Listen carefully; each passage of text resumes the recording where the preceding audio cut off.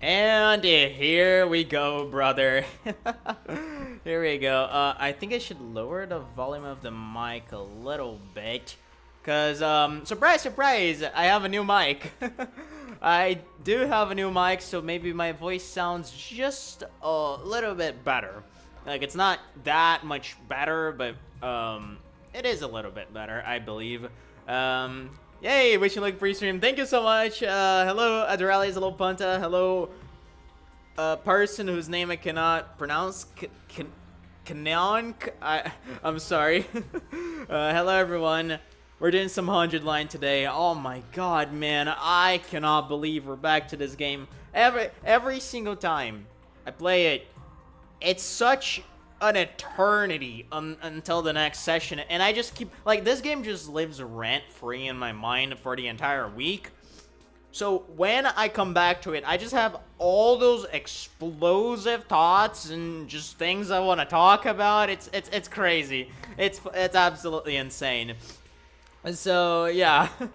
So last time in the 100 line, we had let me switch over to the actual game screen.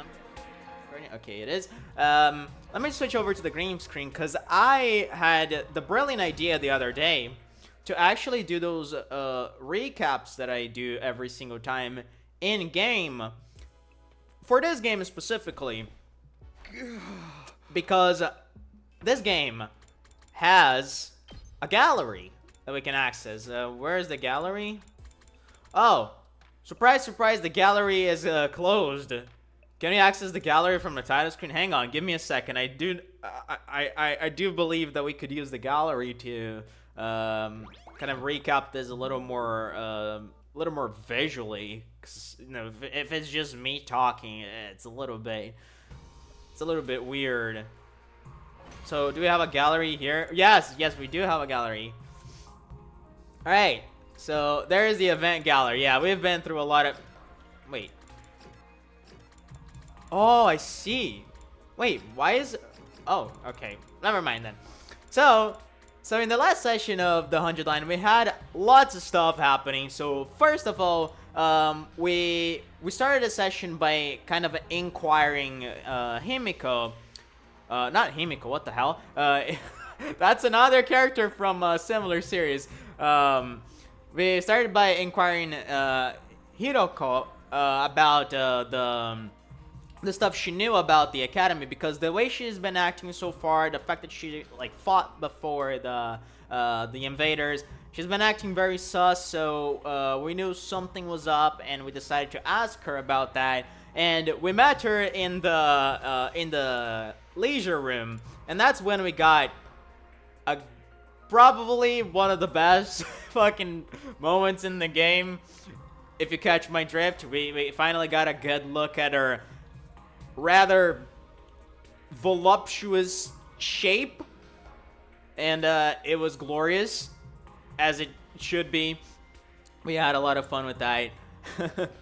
And yeah, after that, we actually had a down-to-earth chat with her, and we realized that there's like a more human side to this woman, and it was very interesting because she's been being very tough and saying, "Oh, I'm gonna expel you out of this academy if you don't agree to fight, and I am gonna do it. Like, I am not afraid to do anything for the sake of victory in this fucking war." And we realized on that chat that there's like a little bit of a humanity to her, and she, you know, she considers victory to not only wipe out the enemy, but actually having everyone surviving alongside her and actually winning the war. So very interesting stuff there. And she said that she would reveal the truth to us the other day. It was supposed to be on day 16 when everyone was reunited at the cafeteria, and the one who suggested it to be for it to be everyone together was actually Outski. Like, she was actually gonna tell us there what she knew. We don't know exactly what she does know, how much she knows. The only thing that we know about the extent of Hiruko's knowledge about the war is that whatever it is she knows, she labels it as a harrowing truth something that is painful to know about, and that she was likely protecting us from up until that point where she realized that maybe there is no way to hide this from us, and the best way is to come clean and tell us what she knows so that we can, like, get closer, right? So that was very interesting. The problem is that she fucking disappeared the day she was supposed to show up and spill the beans. So, kind of sucks, honestly. And now we couldn't find her anywhere on school grounds, and like no matter how much we looked, we explored for days on end, and we couldn't find any traces of Hiroko. There were 2 fire extinguishers in the entrance hall, so that means that she couldn't have gone herself outside. Otherwise, we would be missing 1 fire extinguisher. And yeah, one of the explanations is that one of us might have killed her, and that is funny for so many reasons. One, because, well, we know what came before this game, and that was Danganronpa. And we're kind of like teasing a little bit of that here, and there's a lot of references. It's very funny. The interesting part is that the one who pointed out the possibility of a murder existing between us was Kako. I don't know exactly what to make out of that, but I do think it's interesting that she was the first one to, like, point this out. And, yeah, ultimately, we know also that Ima had, like, this crazy plan to, like, usurp Hiroko and help them survive without them being expelled from the academy. And according to him, his plan was to seduce her, because according to him, he was kind of a hunk back in the Tokyo residential complex. We don't know how much of that is true. However, Kako seems to back it up, and I don't know how much we can trust Kako, because these 2 are like simps for each other in a weird way. So we really can't trust everything that comes out of their mouth in terms of like the social status of each other. But yeah, it is interesting that Hiroko disappeared in the same fashion as Sire did, like, in the sense that they vanished right before they were about to tell us something important, right? And that makes us think that really Hiroko didn't just disappear on her own. Someone took her, someone killed her maybe, very likely, and we don't know who that someone is. And it could have something to do with the ghost that we've been seeing sporadically through the game. It could have something to do with someone completely different. It could have something to do with the higher-ups. We have actually no fucking clue who is behind that. So I guess we're gonna have to find out as the game goes. Unless we get some clues along the way and we're actually able to pinpoint a better suspect over the course of the story. And the game is trying to turn itself off because I am not playing it. So yeah, we had another very interesting battle. Like, we had our first fight against the invaders during the night, and that's when our girl finally, Tsubasa, joined the fight. Like, she had a crazy car and she is like immune to being like fatigued, so she's got some really sick skills. Like, she can move so far as a character in the battlefield, so like her moveset is really cool. And we also got our boy Gaku in the fight. And one of the things, I don't know if I pointed out during the gameplay, but I thought during the week that was really cool, is that Gaku is like an area damage guy. Like, he's supposed to be used to take down like big waves of enemies, like in groups. And I just think that's a really cool detail considering what we know about his story, because Gaku is someone who had like this big family of like foster siblings that he always took care of. He was always dealing with so many people at the same time. So I do think it's really cool that he has this machine gun that does area damage and takes down a bunch of foes at the same time. I just thought that was awesome. So far, I've been loving how the Himo Anima, they're like, what do they call it? The ultimate weapons? Whatever they call it, the ultimate weapons for the characters, the ones that they get when they infuse the Himo Anima on themselves. I love how they relate to the personalities and to the backstories of the characters. I think that's a neat detail about this game that I really love. And yeah, that was extremely fun. And also, after that fight specifically, we were all extremely fucking tired. We went back to the cafeteria in the morning, and everyone had like muscular fatigue, like muscle atrophy. Like everyone is so tired. We don't know why exactly. I find it hard to believe that we just outdone our limits. It just feels weird for everyone to be simultaneously on the same state. So it kind of makes me think that maybe the invaders we fought had some sort of poisonous substance or like weird shit. I don't know what to make out of it exactly. I can't come up with a theory, but I just find it weird that everyone would be just tired. So I think something was up with the fight we had, and I can't make it out exactly what. But it's something I'm gonna keep in mind, and I'm gonna see if that pattern repeats itself. It could have been the fact that we fought during the night, because like we didn't get sleep before the fight. We got very little sleep, and then we just jumped into the fight. So that could possibly be it, but I'm afraid something else is up. And after that, we had perhaps one of the most interesting parts of the game. Oh, I don't want to skip this part because it's also important. Before we move into this right here, I just want to talk about what happened in day 19 and 20, which is that in day 19 we opened 2 new areas of the academy. We opened the garage and the library. In the garage, we have Tsubasa there, kind of tuning up our ultimate weapons so we can have all sorts of new skills unlocked. We can upgrade our already pre-existing skills. So she's always going to be there for us, and that's going to be awesome to get to work with her there. And probably what I'm most interested in so far is the library, although I don't know how much the library is going to service me with what I want out of it. But I did go to the library, and that's where we level up our grades in all sorts of subjects. Like we have social studies, math, linguistics, whatever. And the most interesting part is that when we read the books in the library, I'm sorry for folks in the chat, I'm going to read your messages in just a bit. Let me just finish recapping this. In the library, we read a couple books. We read one book specifically in the social studies category. That was the story behind the Tokyo residential complex. Now, that book was mostly censored. We couldn't get much of a, it's funny because we had a similar like thing happening in Omori in a couple sessions we did a couple days ago. And that book was very censored. There was a lot of it that we couldn't make out, and we just couldn't understand what it meant.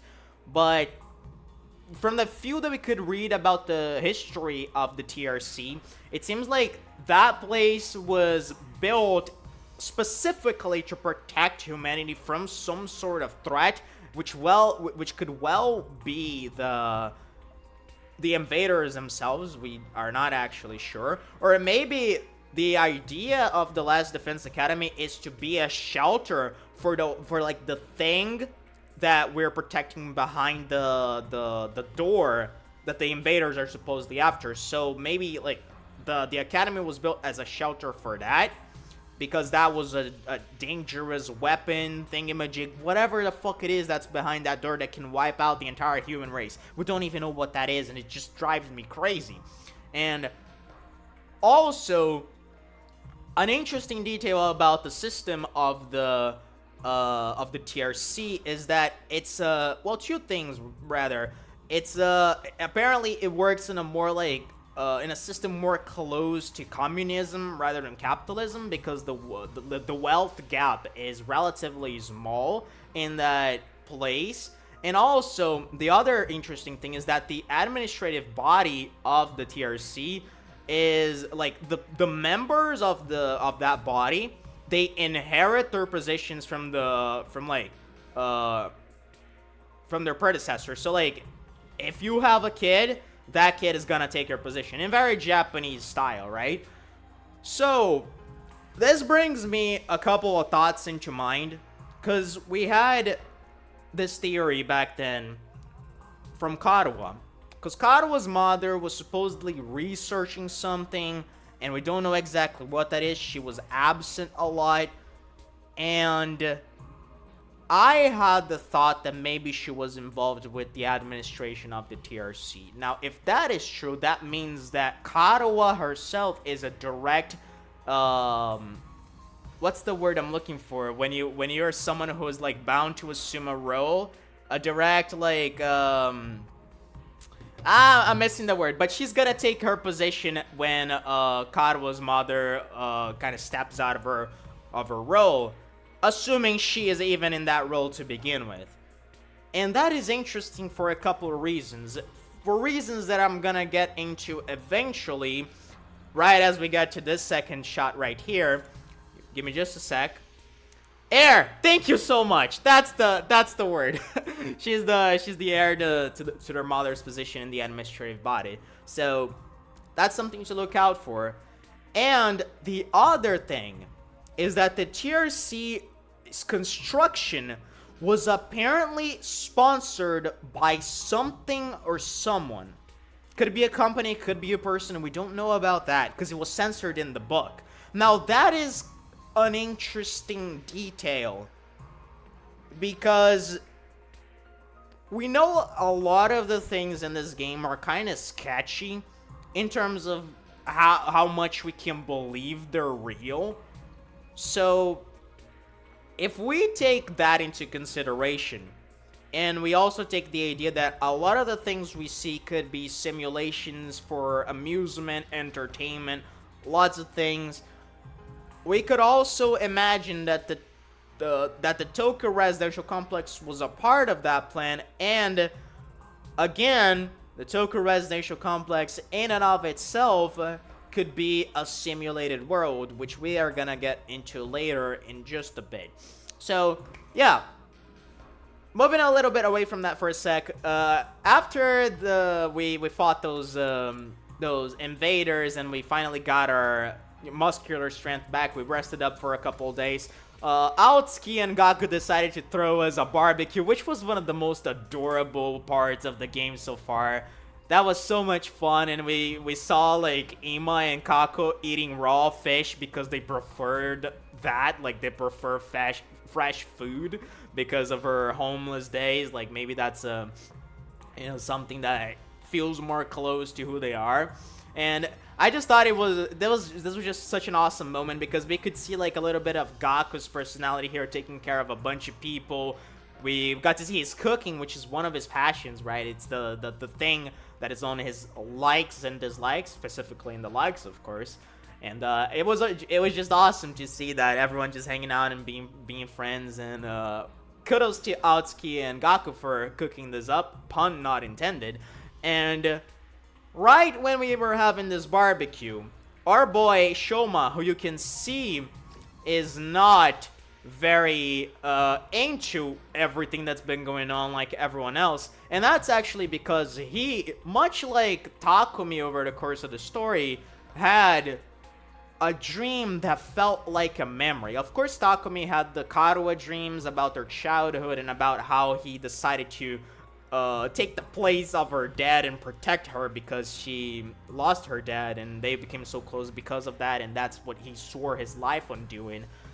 And we kept having those dreams, which we don't even know are true, because it's such a weird idea to have dreams that feel so much like memories, right? Memories specifically of the TRC, and they feel like so staged, so coincidental. And right now, we just learned that we're not the only ones having those sorts of dreams, which is awfully suspect in and of itself, because if we are all having the same types of dreams in the same like structure, that heavily implies that those dreams are not even ours in the first place. Something has been implanting those dreams into us, and that gets into all sorts of weird territories, right? So Shoma had this dream about being in a I know this is a long recap, bear with me, I just had so much to talk about this. So Shoma was thrown into this KAMU-WHAT hospital. KAMU-WHAT being a very peculiar name for anyone who's played Danganronpa, but let's not get into that, because for those who have not played it, I don't want to spoil anything. So he had the dream that he was put in this hospital, and he was put inside a pod that looked really similar to the pod that we saw in the strange room back at the last Defense Academy. And in that room, we had exactly 10 pods, right? We had exactly 10 pods inside that strange room. And we've theorized about how they could be like those pods that put you in cold sleep and throw you into a simulated world. And my initial theory when I saw those was that maybe we were put into them and we were actually experiencing the TRC inside of them. We've always been inside the Last Defense Academy, and we were just living the simulated world that was the TRC. And everything we experienced there was fake. And now we're in the real world. Right? So that's interesting. And because, like, there's all this technology that can mess with our brains and make us believe that what we experienced was true, it would not be far-fetched to have some sort of device that can control our dreams and throw in false information at us. Or maybe, because maybe none of those things actually happened. Maybe Kamakura Hospital does not exist. Maybe KAMU-WHAT does not exist. Maybe all of that is false info that was just thrown into our brains to make us believe that we have something to fight for. It's very likely. And again, the way that the story is staged is awfully suspicious and cannot be trusted at all. So that's very interesting. And nobody knew about this hospital besides Shoma. Tokyo Residential Complex is not the biggest of places. And allegedly, this Kamakura Hospital was very popular. So it's weird that none of them besides Shoma ever knew about it. Much like no one knew. And that was a very fun detail that I'm glad I picked up on. Nobody knew about Ima. Ima being like this fucking hunk who like picks up all the girls like he claimed to be, and Kako backed it up. Because if that's true, I believe that's true. Like, I don't find any reason for them to lie. Of course, like, it's a... I talked that it's unreliable. I mentioned it's very unreliable. But if that is true, it's interesting that none of us knew about Ima. If he was, like, this popular guy who was such a... You know, such a... So good with the girls, basically. So, my theory right now is that all of the TRCs we experienced were completely different from each other. The Tokyo Residential Complex I lived in had Karuwa, and by I mean Takumi. And the Tokyo Residential Complex that I lived on, that Shoma lived on, had the Kamakura General Hospital. So all of our Tokyo Residential Complexes, assuming they were simulations, they were completely different places that were geared towards our brains and featured elements that would only be compatible with us.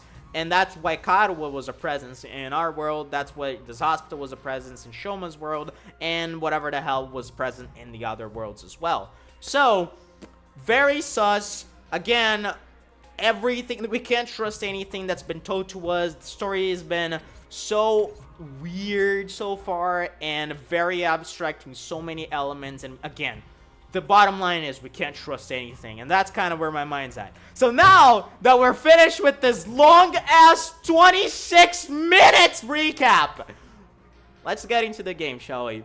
So my nickname is Keops. It's just in Russian. Waiting for this game to every time when I take a break from playing, seriously. Oh gosh. And yeah, Iriko disappeared when she was needed the most. She is just like my dad. I can't believe I make that joke. Yeah, it was awesome to see Tsubasa and Gaku joining forces. Like, oh my god, that was one of the most hype moments in the game so far. Perhaps maybe the hypest moment. Maybe the fact that the Himo anime connects them like this, making them feel each other's pain more clearly afterwards. That is an interesting thought. I will say that is an interesting thought. It's V3 all over again. I'm here for it, honestly. V3 is my favorite game of all time. I personally appreciate the recaps I can catch. I thought I missed. I mean, that's good. It's also a recap for...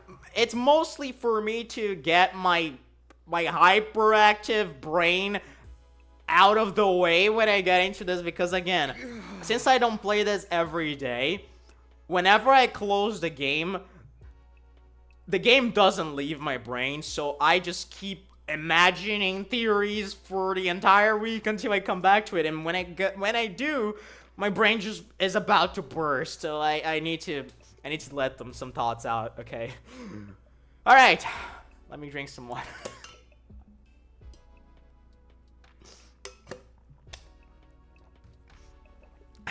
Alright, so this is right after we had the barbecue, to reference us in time. I'm so full, I'll never even look at a burger again. Back in my room, I lay on my bed, feeling better than I had in a long time. Had I overindulged? Maybe. Would happy days like these become a distant memory the next time the invaders attacked? Definitely. But for now, I just wanted to enjoy it. Wait. Are you having a headache? Are you maybe remembering something? Is something implanting a memory on you? What the fuck? It's just then something weird began to happen to me. Why do I feel so sleepy? Maybe because something is trying to put that memory in you, but the memory can only manifest in a dream-like format, so you have to be asleep, and that's why you instinctively want to go to sleep. Even considering the later hour, this wasn't normal. It was like someone had yanked out my power cord and left me suddenly devoid of energy. I wasn't just tired, I was practically paralyzed. This is interesting, because it implies that you can even fight against it. Is it because I ate too much? But I don't think...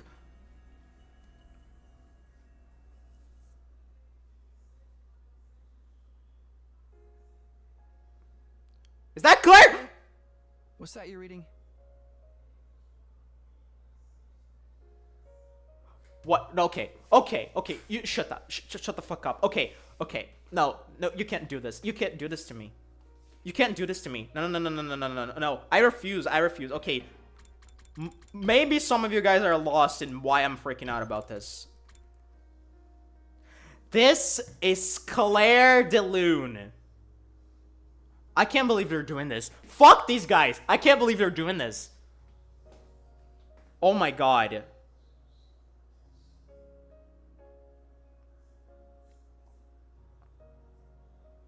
Oh my god. So, Claire de Lune is a pretty big song in a very, very peculiar game. And that's all I'm going to say. And my brain is just pudding right now.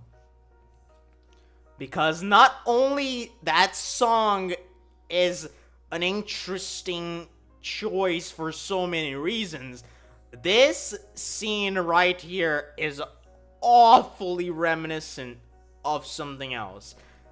Let's just keep going. Some old book I found in the library. It's got stuff about the world outside the complex in it. Maybe about the sky? The world outside? What's the point in reading about that? There doesn't have to be a point to everything. I just think it's neat. And it's interesting that Karawa is the one who wants to learn about the outside world, because if her mom works in the administration of the Tokyo residential complex, it would make sense that she would be interested in the outside world, because maybe her mother knows about the outside world since she is in such a high position here. So perhaps that could have something to do with her interest. Maybe she's heard stories about it from her mom. And I am also picking up lots of theme vibes from the idea of the outside world and the Tokyo residential complex. Cause, yeah, it does feel like this game is gonna take the route of, I don't even know how to explain it, but kind of fiction versus reality, which wouldn't be new for Kazutaka Kodaka, but it is interesting. Hey, Taki, did you know they have these things called seasons out there? I told you not to call me that at school. It's embarrassing. Come on, Taki, shut up. It gets colder or warmer or darker or lighter depending on the time of year, and it all goes around in a cycle. By the way, this has nothing to do with anything. Is my mic on a good volume? Because since this is a new mic, I'm not actually entirely sure. So it keeps changing? I mean, that sounds like it'd be really annoying. Interesting, Takumi, because you were the one who was kind of complaining about every single day being the same in your boring life here at the TRC. So why are you so against the concept of change? And allegedly, this is a memory from when he was a kid, and we saw him making those observations when he was already like a young adult. So maybe he grew more. Unfound of the way that things worked. It sounds good to me. All right. It is also interesting that Karuha, who actually knew / was interested in Worldside, isn't here with Takumi. I think it was mentioned here, but I mean that in a way is like she tried to isolate him more. Yeah, that is very interesting, and that plays into the idea that all of those things that they want to protect back in the real world, of course, in the case of someone like fucking Tsubasa, she had her grandpa's workshop. In the case of Gaku, was his foster sibling, sorry. In the case of Takumi, was Karuha. So it's very important that they have to not be in touch with those things, and those are like the focal points of their memories, right? In the case of Takumi, he only dreams about Karuha, or rather, he only remembers about Karuha, because those are not really dreams necessarily. Isolating more from those who knew a lot about the world here, yeah, I think that's kind of what they're doing. They've got rain too. Water that falls right out of the sky. And sometimes it freezes and turns into something called sleet.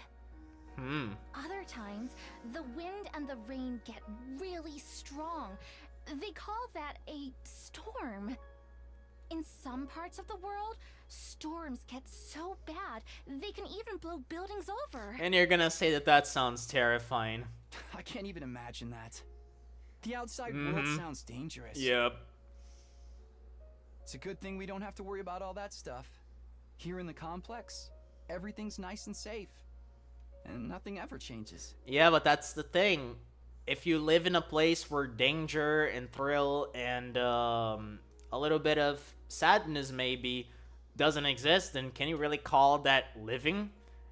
It just gets stale and makes life kind of dull. And that's, I think, the thing that you ended up learning over time, but you are too much in your comfort zone to actually want to step out of it. And that's, I think that's like the shock of someone like Sirei showing up and just being like, hey, stab this into your chest, fuckhead. I think that's kind of where the shock of that comes from, because it's something that was completely fucking out of our imagination based on the way that the Tokyo residential complex works. It's supposed to be a safe place, so having something like that happening is just so out there. It of course it freaks you out. You're so boring, Taki. Don't you ever get tired of knowing what's gonna happen all the time? Where's your sense of adventure? You know, you're the only one in our whole class who thinks like that. Interesting. I can't, dude. I swear to God, like, Karuha is so involved with the construction of the TRC. Either Karuha herself or her family. It's so weird, because like she has such a fascination for the outside world. So what? I'm free to like what I like, aren't I? And I think the outside world sounds really cool. You're so weird.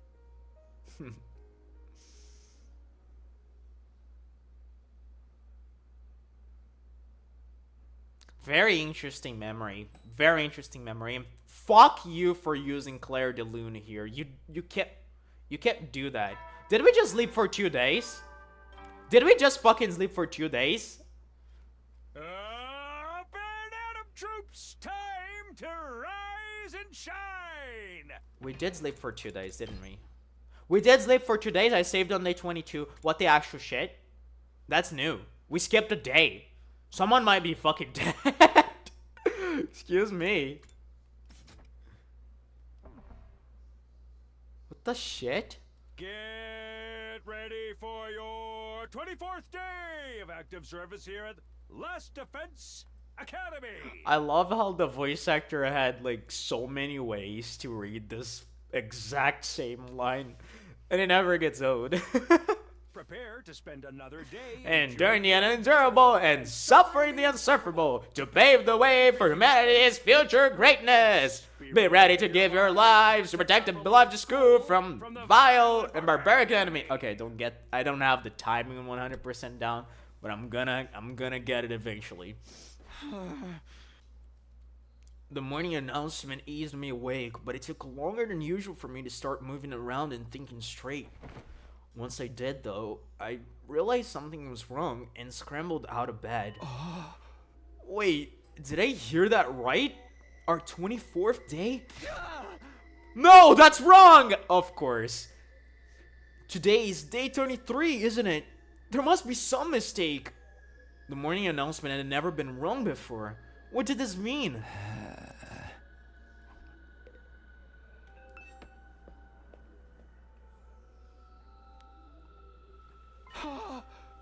Oh, rain for the first time. That's exactly what our girl was talking about. Whoa! I opened the door and froze in place, unsure for a moment what I was seeing. Drops of water were falling from above. Not just in one spot either. The sky was full of them. The drops themselves were tiny, but there were so many that the ground was soaking wet, giving it an uncanny sheen. This must be that rain stuff KAMU-WHAT told me about that time. I don't see what's so great about it. Now I can't go outdoors without getting wet and cold. Hello, Tavin. What is up? I'd better make a break for it and get inside quick. Alright, is everyone in their rooms? Whoops, I'm messing up the map button. Okay, Shoma is here. Okay, there's our boy. Oh my god, did you also have a crazy flashbacky dream? Shoma, what are you doing out here? You're gonna catch a cold in this. Takumi, I'm glad you're okay. Of course I'm okay. Why wouldn't I be? I've seen some of the others today, but None of you came out of your rooms all day yesterday. You were the only one here. What the shit? So everyone had a dream at the same time. And again, that, if anything, that confirms it. Something has the control to manipulate our dreams. And not only that, they're able to control our bodies as well, because we get tired and we immediately go to sleep, and we can sleep for an entire day. We're literally paralyzed. And that's a fucking crazy thought, because if someone has control of our bodies, then what the fuck is going on here? Like, maybe that has something to do with the hemoanima. Like, maybe the hemoanima is injecting some sort of substance into us that slowly gives control to some entity out there. It's weird. It's so weird. If I wake up after sleeping for 2 days, I would rush to the bathroom. Seriously. Seriously, man. Or maybe you would just wake up and you have piss in your bed. That could also be a possibility.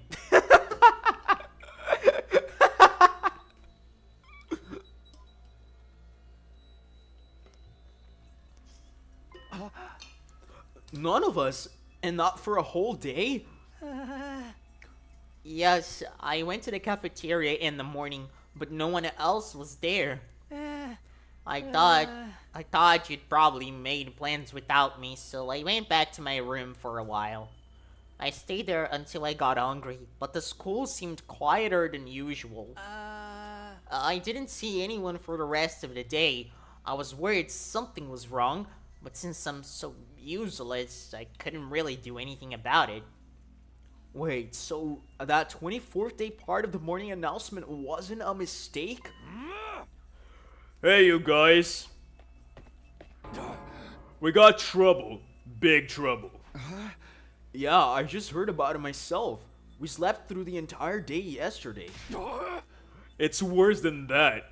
We've got a real shit show on our hands. Huh? I'll explain later. Just meet me in the cafeteria. I gotta go tell the others. Okay, I'll see you there. Takemaru tore away toward the dorm rooms, scattering rainwater on every side. I did as he asked and made my way to the cafeteria. Interesting. What could have happened? What's the big problem? Oh, the refrigerator is open!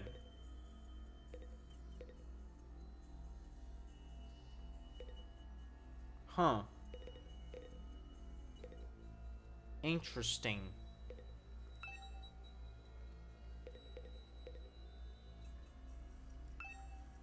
Okay, I cannot talk to anyone.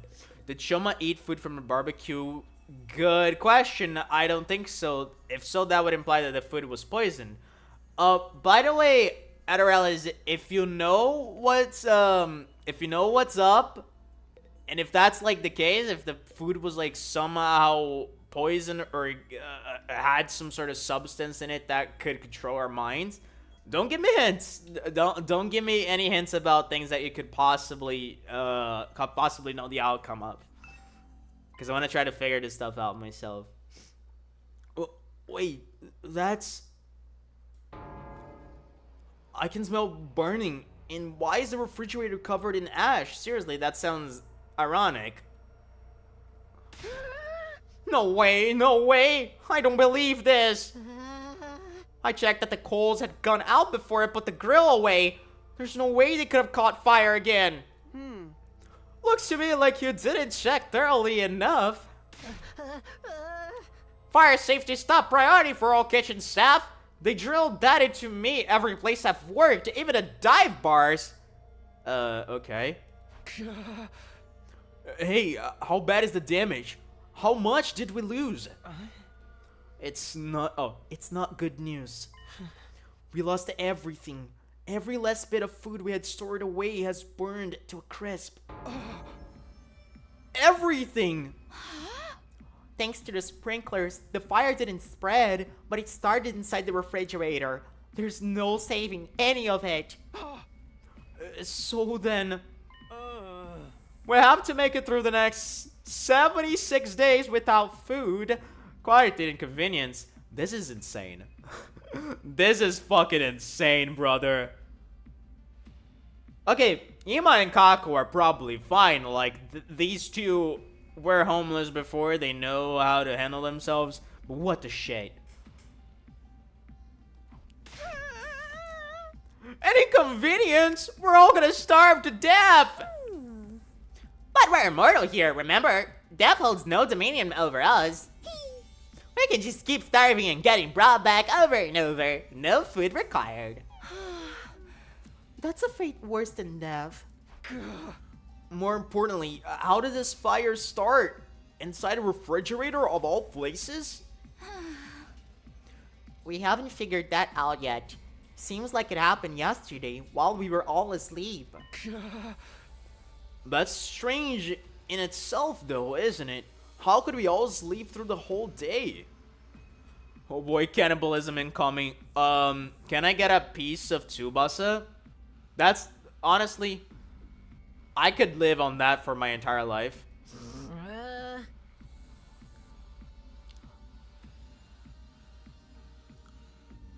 Anyway, sorry, my mind just went wild with that fantasy. Not everyone, Shoma. You were awake yesterday. Yes, I was. But I didn't notice any smoke or fire. That's not what I mean. I'm saying you're the one who did this. That's what I thought, yeah. But it's too obvious. It's not him. That was not Shoma. Like, what reason would Shoma have to do this?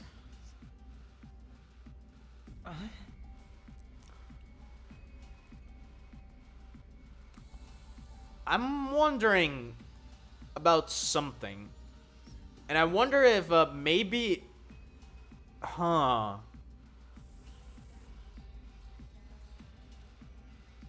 Okay, no, never mind. I was gonna say that perhaps we could... that perhaps when looking for Hideko, we didn't explore the refrigerator, but that's not true because we go in and out of there to get food, so I don't think that's true. And my theory was that maybe Hideko's body was inside there as well, but no, that's not true. Are pieces left of Syria edible? They could try it. I mean, yeah. How would Syria taste? Honestly, like, huh? Cause like, he has like a jelly appearance. Maybe he tastes like jelly. Huh. Then they're gonna blame it on poor guy Shoma. It seems like it. But I mean, either someone is trying to frame him, or it's got nothing to do with it, and it was just all a coincidence. Shoma wouldn't do that. What would be the point of it exactly? Yeah, he'd be screaming himself over just as much as the rest of us. Okay, I may not notice motive yet, but you can't deny he had the opportunity. He's the only one who could have done it. Gaku's right. I can't help but attract disdain and suspicion wherever I go, so it's only natural you'd accuse me. I don't mind if you want to consider me the culprit. I'll accept any kind of punishment you want to give me. Sarah kind of looks like cotton candy when you think about it a little bit, actually. With I just wonder what his brain tastes like, and I don't know if that means I'm a zombie, but I just think it's a fun thought. You can't just take the rap when you didn't do it. We won't solve anything that way. Maybe we should consider why Mr. Gonzaki was the only one awake yesterday. Yup. So, that basically confirms it. He was the only one that didn't eat anything at the barbecue. Maybe that has something to do with it? Huh? Oh. It could have been the food or the drink. But if someone spiked it with some kind of sedative, that would account for why we all slept so long and Shoma didn't. Two things. One, where would you find such sedatives? And two, why would Gaku and Takemaru, who were the only ones who cooked, possibly do that? Why would they also like include themselves in the fucking mix? Unless they wanted to frame Shoma, but they didn't even know that Shoma wouldn't eat in the first place. So the thought is that the food itself is pre-contaminated, right? I think that's what we're getting at here. And they just didn't know about it.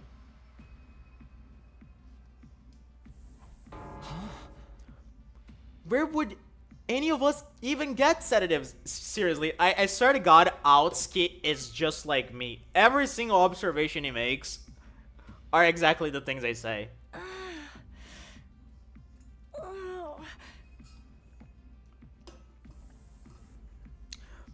Oh yeah, sorry. Yeah, Gaku was the only one who cooked. It was just, yeah, Takemaru was just eating. I'm sorry. You're right. who knows? You really think someone put something in our food?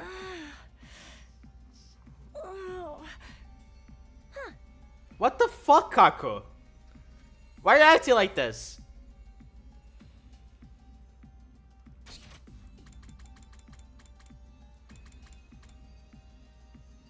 What the shit?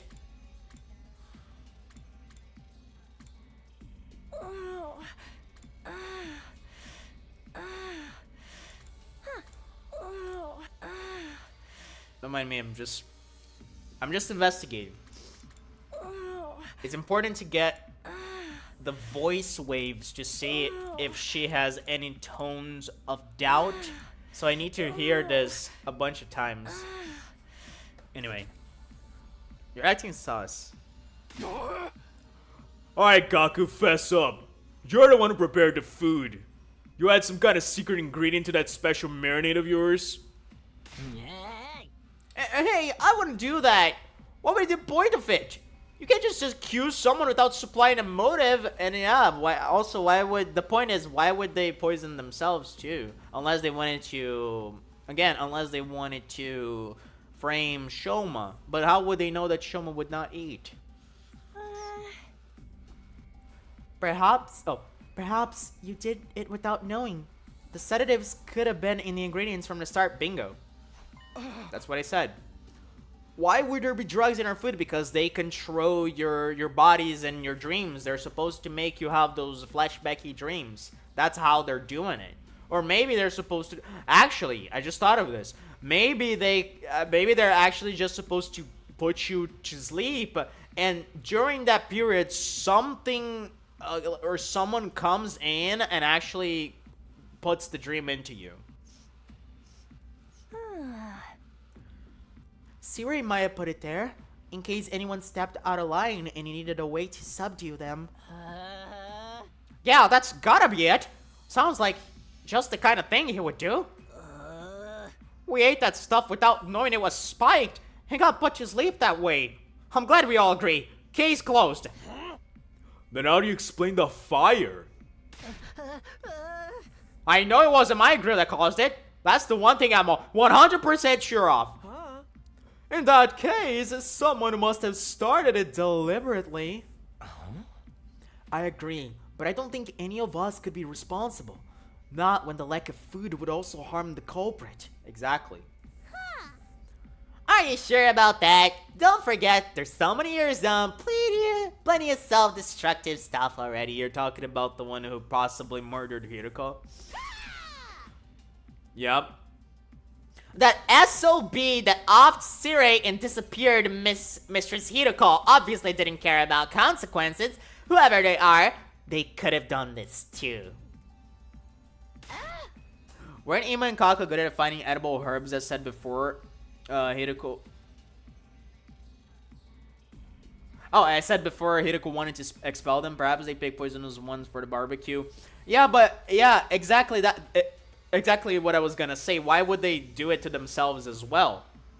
Right? It just doesn't make sense. And again, the only possibility I could see in that is if someone wanted to frame Shoma. But why? Why would they do that? Now, maybe they did that exactly for the purpose of diverting our attention off themselves. Because if they did that, they would just seem like another victim, and that would kind of confuse us, and we would never think that they are actually the culprit, which would be very smart, and actually would make it possible that anyone did it, right? And interestingly, Bonta, it could very well be Eito, because Eito was the one who organized the barbecue with Gaku. I think Eito was the one who suggested it, and I would need to double check that, because I'm not sure who was the one who suggested it. I believe it was Eito, because Eito came to invite us. And Eito like staged the barbecue, so he could have very well poisoned the food, and everyone then ate it. And then, like, yeah, he would eat it as well to seem like a victim.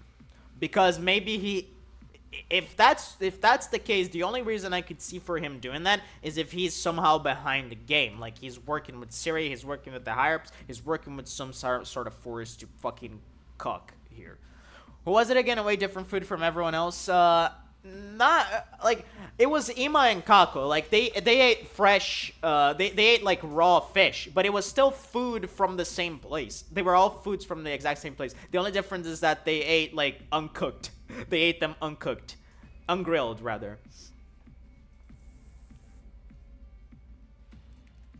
Oh, sorry, I didn't read that line. I'm sorry.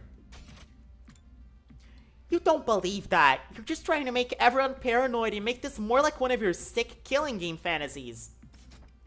Yeah, you noticed? If it wasn't an accident or one of us, that only leaves the invaders. Kako doesn't seem like she could master pretending being innocent so easily as Ima could, but we still don't know what she actually can do. Fair enough. She seems very timid to actually conflict Ima too. Yeah, that's one of the things I don't think she's gonna do at all. Like, she is not gonna oppose Ima at any time because the thing she hates the most is anything that makes Ima sad. So she's not gonna oppose Ima because that goes literally against the thing she dislikes the most. So, yeah. We still don't know exactly what is up with Kako. We just saw that she can be very fanatic about certain things, and also that she loves Ima. But also, to a certain extent, she wants a little bit of freedom from Ima as well. You can see in the way that she speaks when he's being overprotective of her.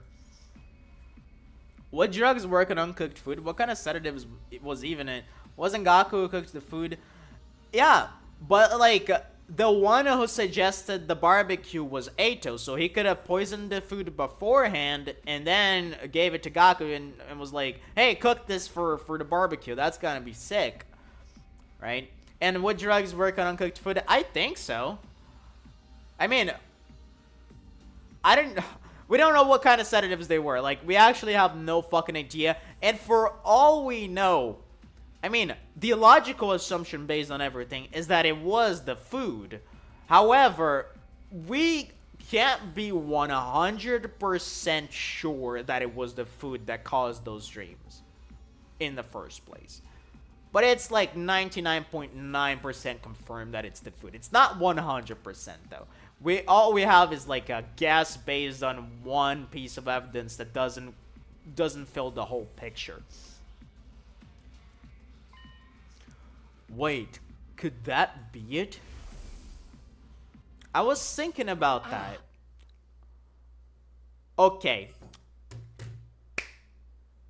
Eito. I heavily suspect you now. Why are you tabling this discussion, brother? Okay. I was growing more sus of Eito by the second.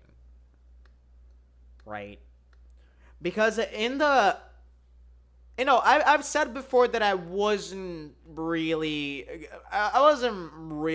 on the train of Eito is like a mastermind or some shit. But the more that the game kept going, and I think especially during the barbecue, Eito was acting so over the top in terms of like he was just being the guy who was like, oh, this is so fun. Look at all of us. We're such good friends. Our bond is incredible. I can't believe we're able to have those days. It's so fun to hang out with you guys. I can't believe it. Oh, we're such good friends. And we can do anything as long as we have the power of friendship. He was like exaggerating. It was exaggerated even for Eito. And we know that Eito is kind of like this type of character. That's been his characterization. But he was like exaggerating on the barbecue. So that made me a little sus of him, and now I think this line right here makes me 100%, or at least 95% sus that he's behind the weird stuff that happened with the dreams and whatnot.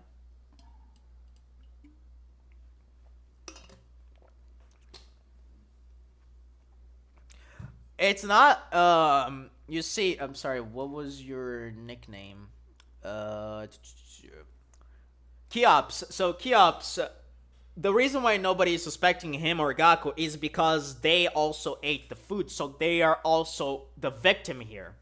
And nobody has put together yet that the victim could have done it on purpose so that they would not have suspicion laid upon them. But that's the reason they're not suspecting them. Let's shelve the discussion for now. We have more important things to do. We do? Yeah, we need to get food. Yeah. Yes, like staying alive now that the food's gone. Yeah. Huh. You know what's crazy? What if the idea behind getting like getting rid of all the food was so that the other fighters who haven't yet tacked into the fight actually finally do it, because they need to find food for themselves. If that's the master plan here and Eito is behind it, interesting. If it's not, well, let's see what the fuck is going on then, because I have literally no clue. Yo, Hardeman! Everyone, cut off a leg and chow down! Well, so we're actually doing cannibalism. If it comes down to Dotomi, we're definitely doing cannibalism. Honestly, I'm not entirely opposed to the idea. I wouldn't mind getting bitten by Dotomi as well. I mean, we need to find replacement food sources. Some of us can search the school. But they also want us to form teams to look beyond the wall. We might find some canned food or something in a city race. You know what? That's not a bad idea. There's gotta be something we can eat out there. Are invaders, Adam? I was literally thinking the same thing, Ima. What the fuck? I was gonna say it right after I read your line, and your line was exactly what I was gonna say. I'm actually terrified of that thought. Are invaders edible? Do you think? Ew, gross. I'd rather starve than eat those things. Ima, Kako, and Shoma, I want you to stay on school grounds. We can't risk you getting attacked when you can't fight back. Interesting, and he... Okay, that's a little weird that he... like, he's making a point to have the characters who are non-combatants stay in the school. But maybe that's a part of the plan so that they trust him enough and eventually tack into the fight when he asks them to. Okay. Alright, but don't expect too much from me. I have trouble even finding my shoes in the morning, and I sleep in them. Okay, what the fuck? The rest of us will split into 2 groups and search the area outside the wall of fire. Takumi, can I get you to go with Tsubasa and Gaku? Takemaru, Daruми, and I will take on the other side. Sounds good for me. Sure, sounds good. He took the size of action and got everyone organized in just a few minutes. Eito really would make a good leader. Exactly, and that's the one thing we're also talking over during the barbecue. And he was like, nah, I don't think I fit the role, and in a kind of very tsundere way. But maybe his intention is exactly that. Like he has the leader instincts, and he just wants to come across like he doesn't. But in doing so, he actually makes himself more reliable as a leader, ironically, and that's exactly the intention. Okay, man, Eito is sus. If everyone's ready, we should get started right away. Huh? Yeah, let's do this. Oh man, it's all gonna be over if we can't find anything. Don't worry, there's all kinds of stuff in those ruins. We're bound to turn up something useful. Hey! Alright, let's get this show on the road. Move out! We made a dash for the entrance hall. Alright, interesting. So, Tsubasa and Gaku are coming with me. Wait, before we leave, I think I should tell the others about it. You mean the ghost? Yep. I don't know if they'll believe me or not, but it has appeared enough times that I know it's not just a dream or a coincidence. Crazy thought. What if all of them have seen a different ghost? Crazy thought. If there's a chance it has anything to do with the weird stuff happening around here, everyone has a right to know. Maybe not everyone, but maybe some of them have. Is that possible at all? Hey! Hey guys, there's something I need to get off my chest. That got their attention. Now that I'd taken the first step, I had no choice but to go on. I told everyone all about the strange apparition I'd seen, about the boy made of undying flames who somehow got inside the academy. Jesus. It went about as well as I expected. They all looked at me like I was crazy. So you're saying The school is haunted? What the fuck is this face, brother? Oh, that's awesome. What an uncanny looking face. This would make such a good WhatsApp sticker. You have no idea. Don't even go there. The invaders are bad enough. I can't handle spooky stuff on top of that. I don't think it was really a ghost, but I'm not saying to imagine it either. It may not have been solid, but it was real. I could feel its presence. Hey! And it seemed to be intelligent too. It was trying to communicate with me. Huh? But what was it? Some new kind of invader or something? I can't say for sure, but if it is, it might be the one responsible for destroying our food supplies and getting rid of Siri. And Hiroko too?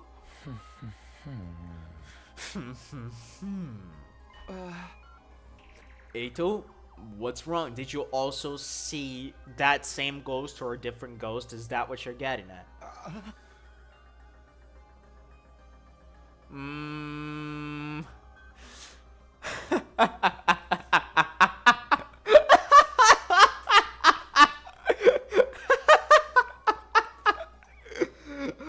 This is very funny. If is a fucking spy or something that's trying to bamboozle us, he's technically our enemy. So that line coming out of him is very fucking funny. Huh? Oh, sorry. The idea that we have an enemy inside the school it's just a lot to process. I bet it's a shapeshifter sent to infiltrate and sabotage our unit. It could be any of us. Okay, this girl. Oh, I told you to knock that off. We can decide what to do about this mystery invader another time. Food is our top priority now. Yeah, I guess you're right. Sheesh, you could have saved the scary stories for after we got back. I won't be able to think about anything else now. Maybe I could have picked my timing better. Alright, let me talk to everyone. Let's concentrate on finding food for now. There's bound to be something edible out there. A ghost boy made of undying flames? It's got to be an invader, right? I mean, what else could it be? We can't afford to stand around and talk. We gotta get out there and find something to eat. The traitor could be any one of us. An invader hiding in plain sight, waiting for the chance to strike. I can't believe I let a kitchen fire happen on my watch. I was so careful with the equipment too.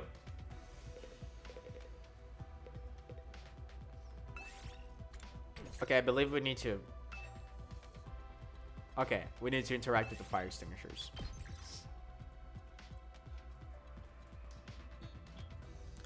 Alright, so, usually I was eating right about now. I was, like, having dinner right about now. But this time I'm gonna actually go on with the stream. And I'm gonna eat after the stream so I don't have to make a pause.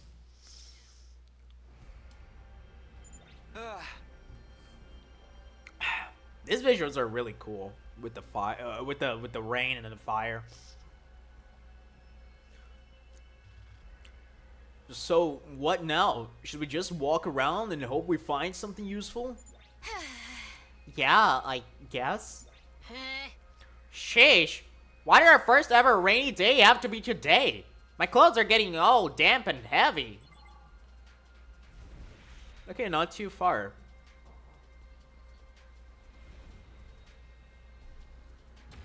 Right? Search, start.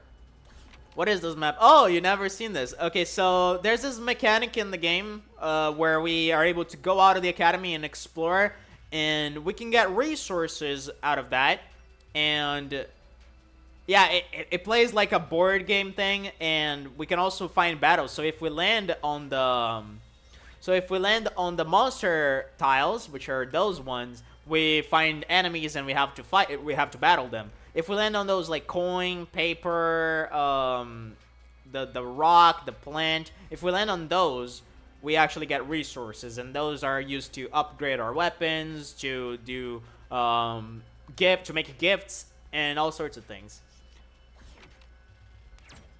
And sometimes we actually use it for story purposes, like when we actually had to go after Ato because he had left the academy to try to find a way out. And also right now when we are trying to scavenge for food.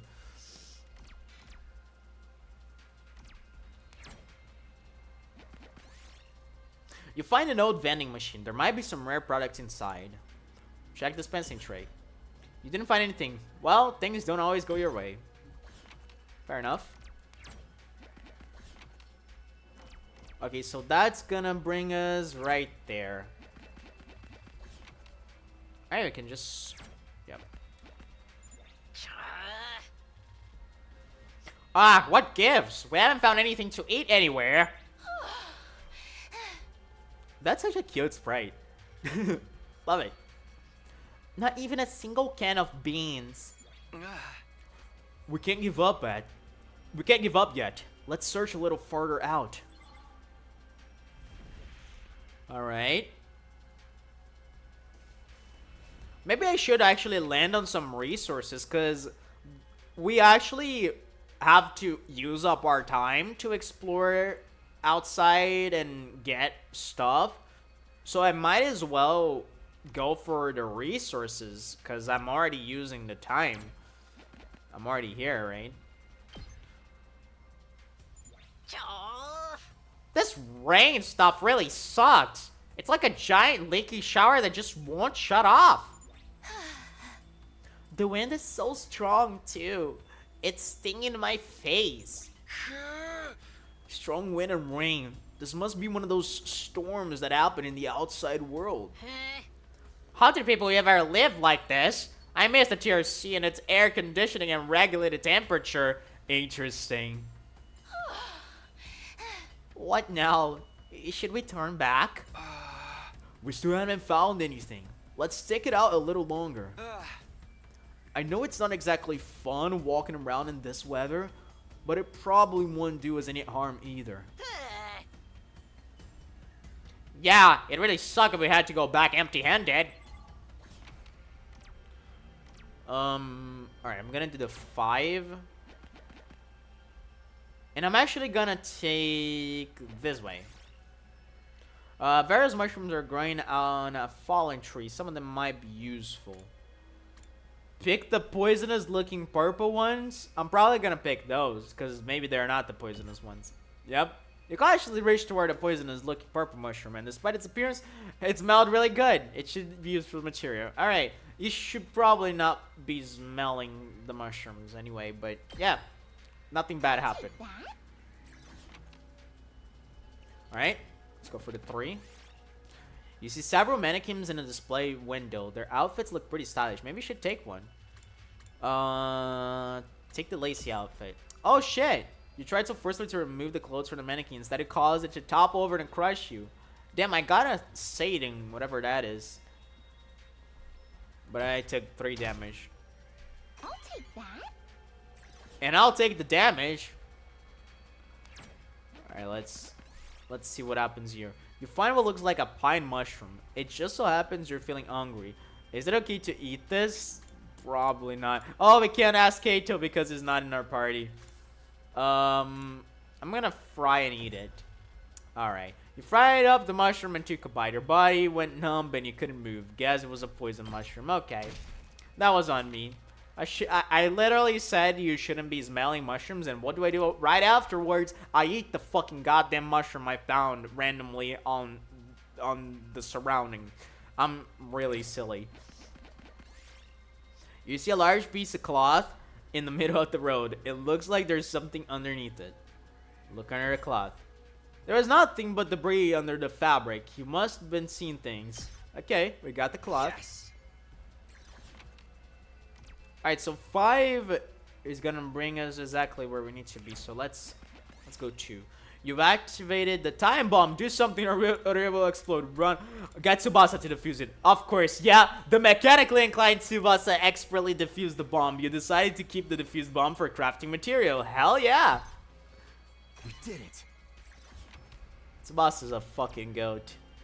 Alright, let's get to it. This storm is getting worse, isn't it? It's not just me, right? Yeah, it's getting hard to stay standing in this. I feel like it's gonna blow me off my feet. Let's find a ruin or something to take shelter in. It'll probably blow over if we just wait a while. Okay. Sounds good. Let's go.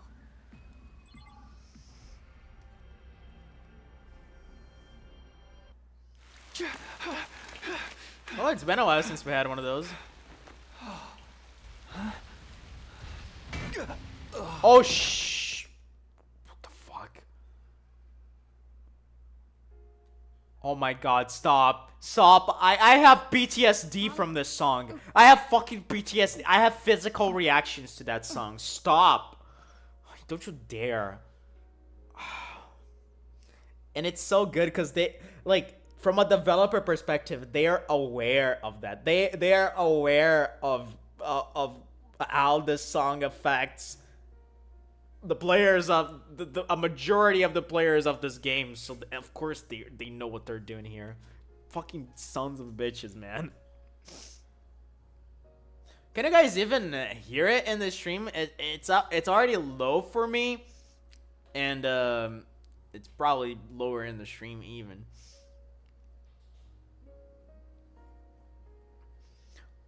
Come on, Karuha, speak to me. I'm sorry, okay? Oh my god, she's being Cinderite.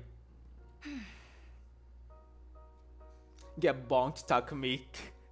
Quite literally. I was really looking forward to seeing that movie with you. Do you have any idea how long you kept me waiting outside the station? I think I should probably raise the volume of the game a little bit.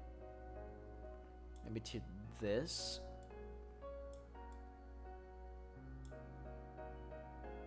That should probably do the trick. I'm sorry, I'm sorry! I seriously thought it was tomorrow. You gotta believe me, I feel terrible about this. You really want to make this right?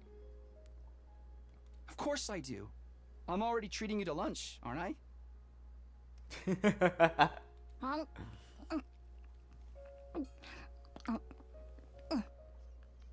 Can I have more of those?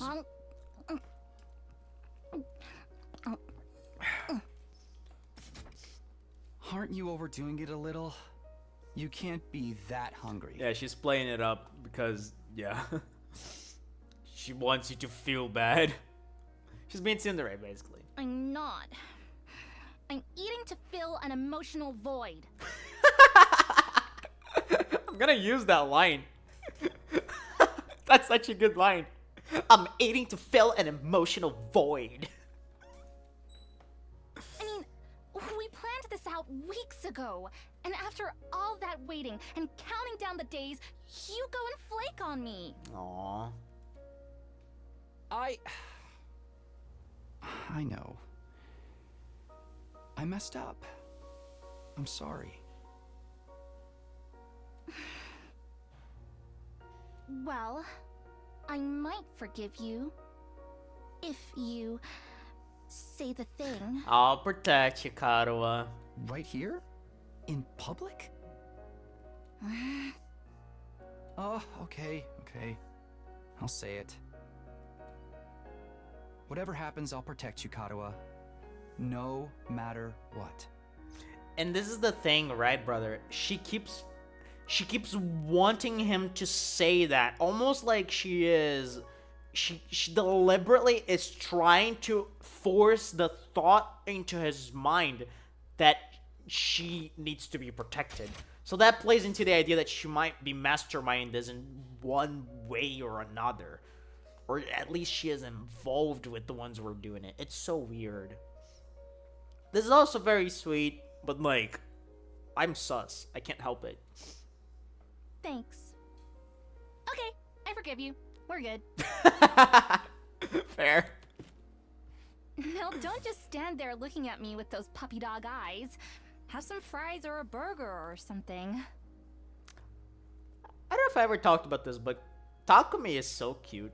Like, it has the most kissable face ever. Do you know what I mean? Like, God, he's growing on me. Like, the more I look at him, like, initially he was like, all right, but the more I look at him and the more I learn about him, I'm like, man, this guy. I want this guy. He's cute. You mean all of this is for both of us? Of course. A petite young lady like myself couldn't possibly eat this much on my own. Just try not to forget when we make plans, okay? It really did make me feel terrible. Put yourself in my shoes. How would you feel if I forgot about you?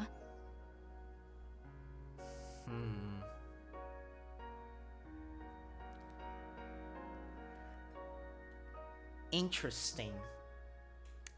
How would you feel if I forgot about you? So, if Karuha is the one who's sending the dreams over to Takumi, and all the dreams are about herself, isn't she just ensuring that he doesn't forget about her in a weird way? So, girl, like everything that comes out of her mouth is so suspicious, brother. It just reeks of Danganronpa fucking sauce. If I lost my memory and forgot everything. Okay, this is also, I'm not gonna say what I'm saying, cause fuck, just fuck this writer, man. Huh? Just fucking fuck this writer. If I forgot about you. If the next time we met, I treated Oh my you god. like a stranger. Oh my god. Oh my god. Oh my god. Oh my god. The one who bonked us was Karuha. I didn't think of that. Why didn't I think of that? The one who bonked us was Karuha, and she's a completely different person. Holy shit. Holy fucking shit. Oh my god. That's 100% what they're doing here, isn't it? What would you do then? That is 100% what they're doing here. And that would basically confirm that all of the TRCs are different. If she was in a TRC, I mean, we don't even know if she was in the TRC, because she was living outside of the school grounds. What the fuck? And, oh, fuck, brother. Like, oh my god. Like, seriously. Oh man. She doesn't know us because we weren't in her TRC. But for some reason, she was in ours. And she's a completely different person. What are you getting at, Karuha? Oh, you'll see.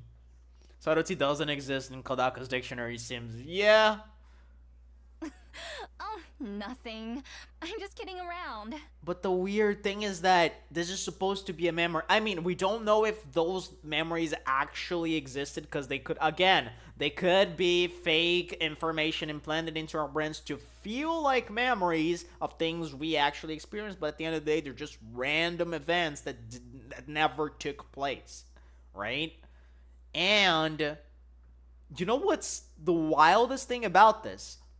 Our entire lives could have been exactly that. The entire TRC livelihood that we had could be just a fake information that was implanted into our brains.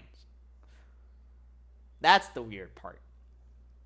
And why this is just so crazy.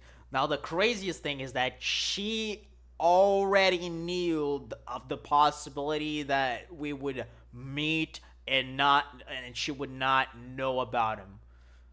Like, this just reeks of what the fuck. But now they're being so obvious about it. It makes me a little scared.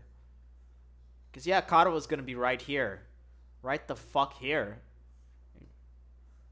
Day 25. What the fuck? Oh, we're moving over to the other group. Okay, no. Huh? Where am I? When I came to, I was in a place I didn't recognize. I wasn't sure how I got here or how long I'd been unconscious. What is this place? I couldn't have fallen asleep in that storm, so what am I doing here? My throat was dry and there was a dull ache at the back of my head. I couldn't summon enough energy to stand up. Eventually, I managed to move my neck and glance around.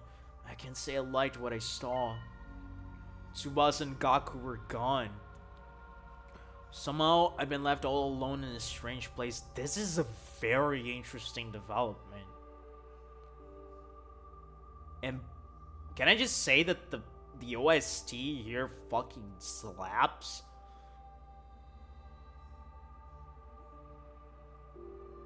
Oh man. Oof.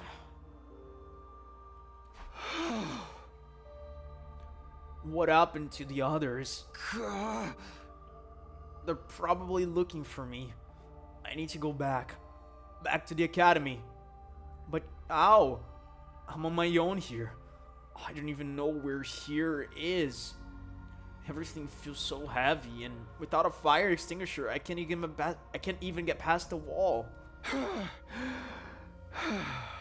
It's a crazy thought that there might be people just living on the outside who are not part of the Last Defense Academy.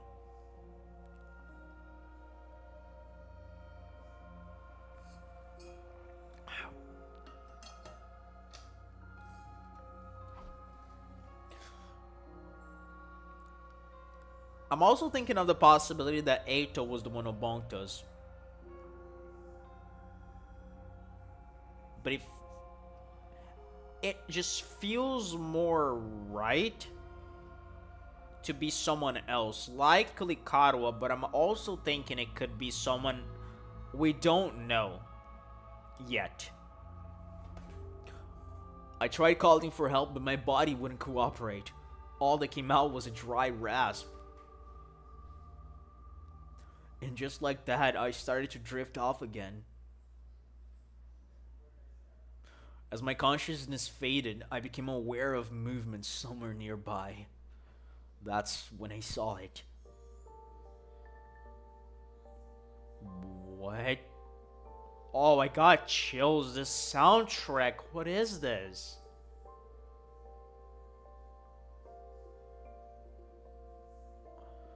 Huh? Oh my god. It's the second series. It's the second series. Holy shit. How strong was the pipe hit? I don't know, man. Very strong. Oh, sorry. Jesus. But my mind, where my mind was at is like, he also had one of those flashbacky dreams in the meantime. So it's possible that they struck him on the head and made him remember that dream if they are in control of that, if they're the ones in control of that. You know what I'm actually thinking is happening right now that we saw this second Siri, sorry, even after fucking 4 sessions of this game, I can't get his name right. I'm actually believing that there's a second group that's working with this guy, right? But the difference is that I don't think they're trying to necessarily just fight off the invaders or that they're protecting like an academy. I don't think they're doing any of that. I think they're just trying to survive. And they're having this guy command them. Is that... Okay, that is a very funny design. Siri?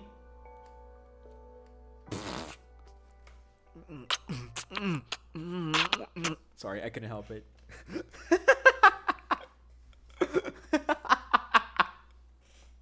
That was weird. Day 26, we're just flying. What the shit? Okay, that... What? Brother, You can't do this to me. This game's supposed to last 100 days.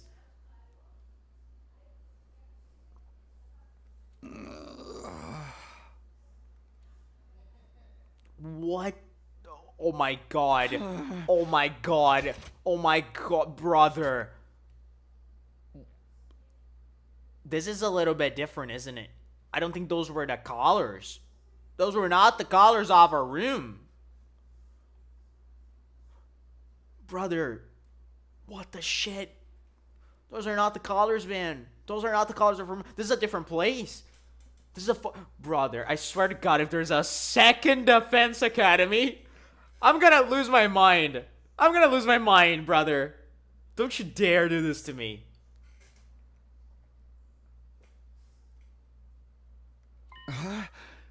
Where am I this time? I sat up and realized I was in a bed. A bed in a room. One would say it was a bad room. But this room was bad. So maybe it was a bad room. Okay, I'll stop. The series sure don't know the definition of personal space. Almost French kiss, seriously. Just going tongue deep. Maybe this entire game is like a delusion induced by a French kiss. That would be the best thing ever. A room I knew all too well. Wait, is this really your room? The colors feel a little off. Or maybe I'm just gaslighting myself.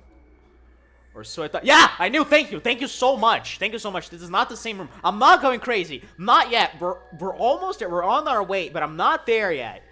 Or so I thought at first. Something wasn't right though. This isn't my room. While I was struggling to make sense of everything, there was a click and the door to the room opened. And just like that, I came face to face with my unlikely savior, fucking Karawa. Oh, okay, never mind. Why did it... Okay, stop. I'm just stupid. Okay, Jesus Christ, is this a lady? Oh. That's an appropriate reaction. Ah, feeling better, are we? Jolly good. You gave us quite a scare there. I know this voice. Oh, who is this voice from? Ah, feeling better, are we? Jolly good. Not the fucking eyes and the lipstick mouth. How dare you?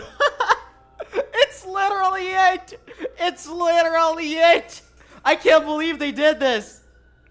No. Oh, that's awesome. As a little gray blob came scurrying over to me, my brain finally started to register what was going on. Did it? You're not Siri. Who are you? Oh God, we're gonna have to make a voice here. Give me just a sec. Ah, feeling better, are we? Jolly good. You gave us quite a scare there. Okay, this is gonna be a difficult one. Indeed, I'm often told we all look alike, but it's as you say. I am not the Honorable Siri. Likewise, this is not your room back at Last Defense Academy. This is, in fact, second to Last Defense Academy.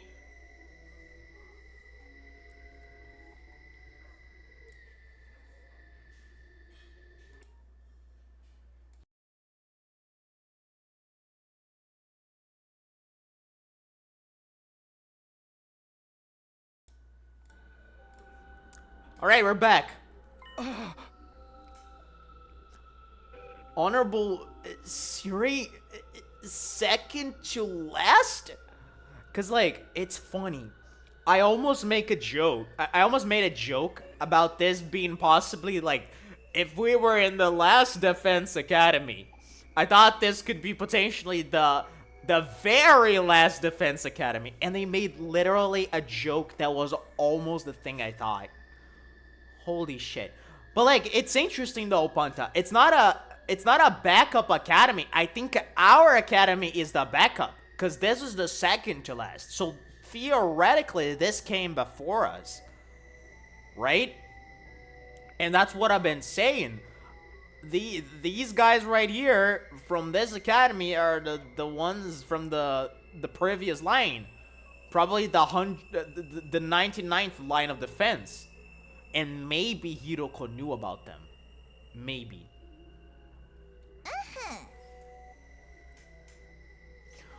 You are from the main campus, aren't you?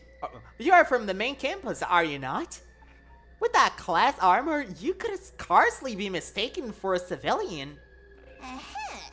But I was just surprised when I found you. I never expected to see one of our soldiers collapsed out in the wilderness. Okay, so at least we're on the same side, at least. Huh? I don't know why I said at least twice. You mean you saved me? You might say that. Our defense system picked up an unidentified reading in the vicinity, so I tootled off to investigate. That's when I found you, young man, face down in the dirt. Once I realized you were one of us, I brought you back to the academy lickety-split. I guess I must have passed out during the storm. I still don't understand how that happened, though. Did I get blown into a wall and hit my head? Maybe it'll come back to me later. I must say, it's not every day we receive a visitor from the illustrious main campus. Did you walk all the way here? It's no wonder you slept so long. You called this second to last defense academy, didn't you? What is this place? And who are you? Oh, she's got a dumpy. Before I answer that, I have an important question for you, soldier. Oh my god, onigiri. That is actually a very tasty looking onigiri. I want some of that.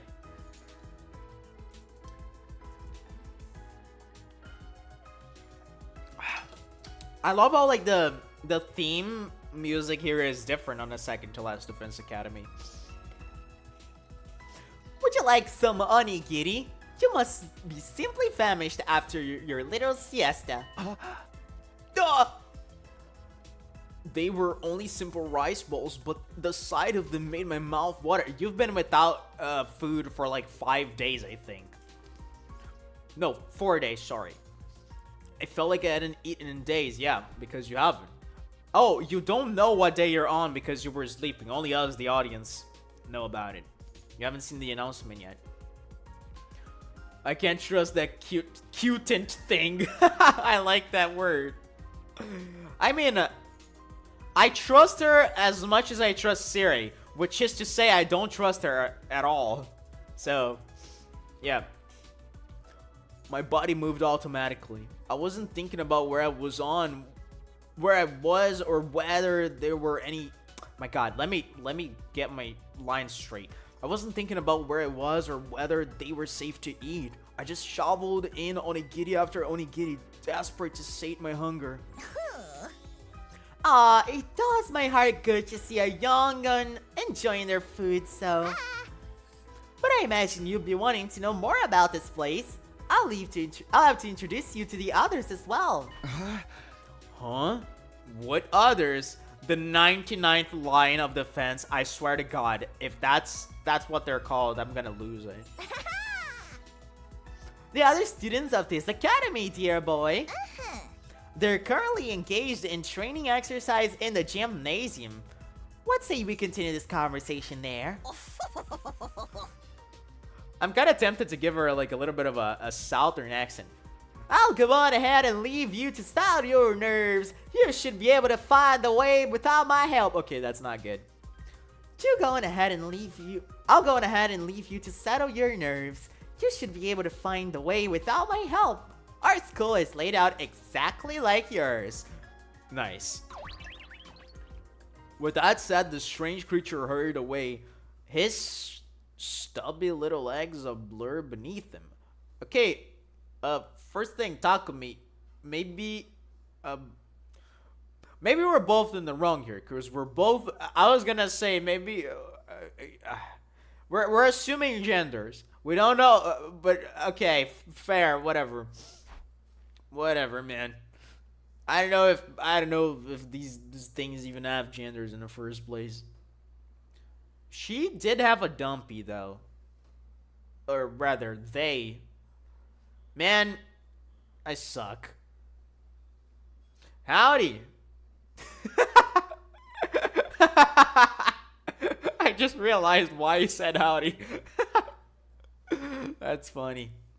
I can't like half of me wishes that she had greeted that. She had greeted us with that, because that would have been hilarious. You know what would be funnier even if this academy is like south of the last defense academy. Anyway, there's another academy, like a second campus. It even has students to protect it, just like ours. But the team is not as big, I assume. Right? Oh my god, we're actually gonna meet a whole new cast. It's not gonna be 10. I think it's gonna be 5. Or maybe even 4. And maybe the fire ghost boy is part of them. Jesus. Why would they set things up like that, though? I don't understand any of this. I guess I should add to the gym. Maybe then I'll get some answers.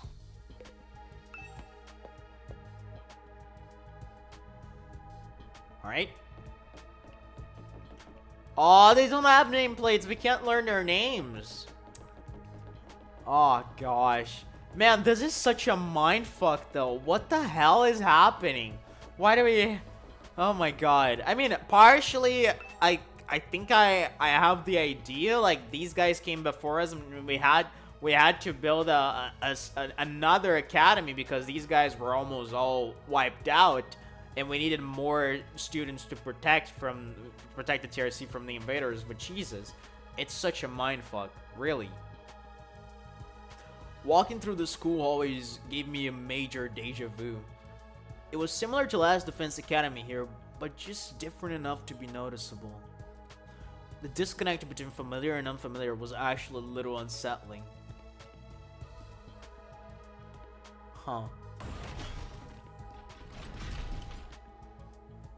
Okay, so I believe this is the same. Let's see the hallway. The building really is laid out just like Les Defense Academy. It's hard to believe there are two schools as similar as this. I should head over to the gym. Maybe then I'll get some answers. So we can't even... Yeah, we can't even check any of the rooms yet. Man, I can't wait to meet this cast, brother. Like this... Can I go to the bathroom? I haven't peed in 5 days. Alright. Whatever then.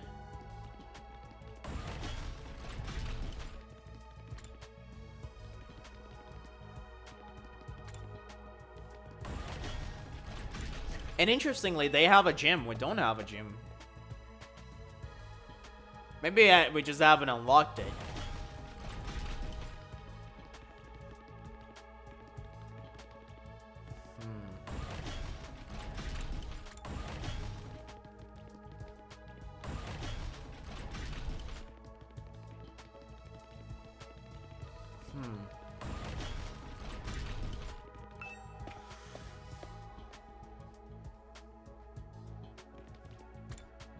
So we have the parking lot too.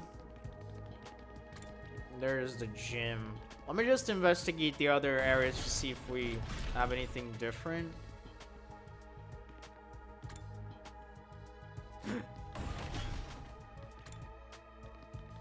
Desert themed. Oh no, it really is Southern Defense Academy. That's so funny. I think we cracked the mystery of the game, man.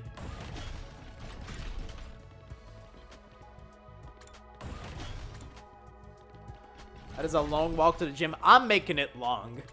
It was supposed it was supposed to be like it was supposed to be very short, and we could have also fast traveled there. We could just warped using the map. As I stepped into the gym, the place fell silent, and everyone who was there. Oh yeah, I think you meant south. I think you meant western, right? At the rallies, yeah. Cause like, yeah, I like understood your joke, but I think I made the same mistake as you, in my understanding. I mean, that was Egyptian. The last floor was Egyptian, or rather, the first floor. Oh my god. Oh my god. Huh? Who? Oh, I like these characters. Oh, this boy looks interesting. He looks like a psychopath, doesn't he? And is that the entire gang? I was like kind of expecting KAMU-WHAT to show up. Oh, the girl is kind of cool too. Is she like a swordswoman? And more voices for me to learn how to make. Just bring him on. Oh god, a green tomato, seriously. It's fucking Jack Skeleton in here. He looks like him, doesn't he? This is Halloween, this is Halloween. Dun, dun, dun, dun, dun, dun, dun, dun. It's gonna be the food for... Well, cannibalism is looking pretty spicy now. Oh boy. Oh, you're the Sleeping Beauty Nico brought in. Good to see you up and about, man. Nigo. Okay, so that's their name. Should write this down. Right. So we have Nigo.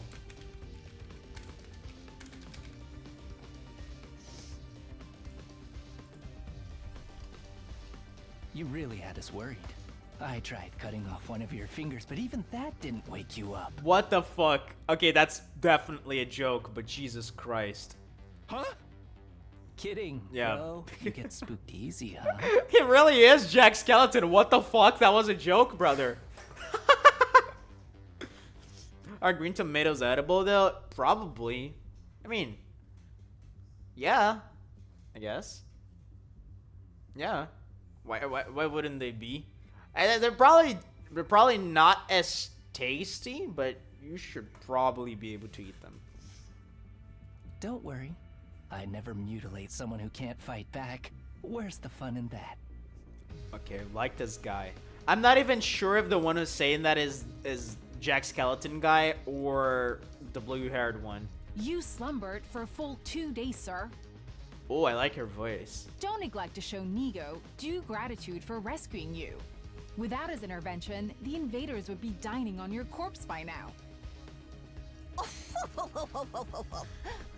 Interesting. So that implies that the one who striked us was not a part of this academy. Which should have been clear, but... 2 days? I was out that long? Now, where's my thanks?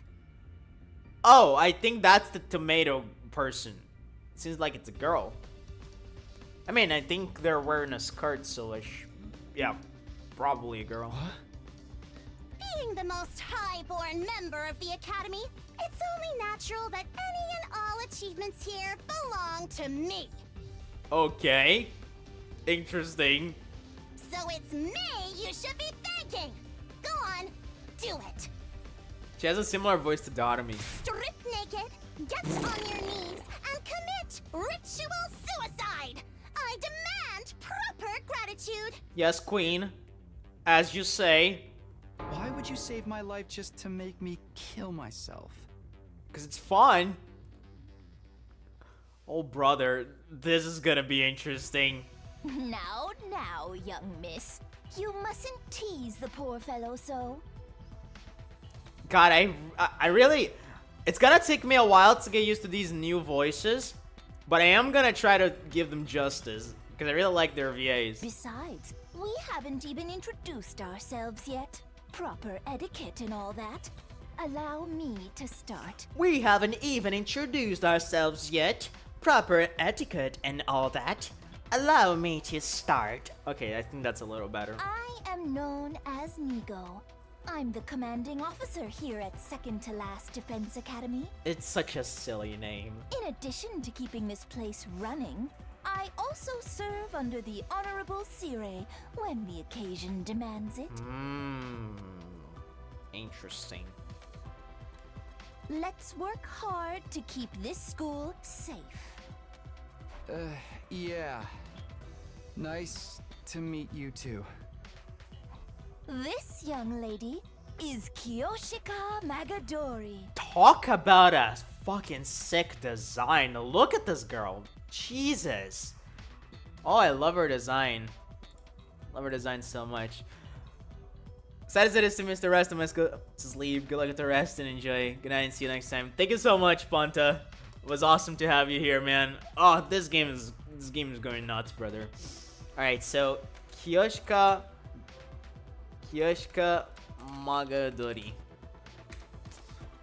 Interesting.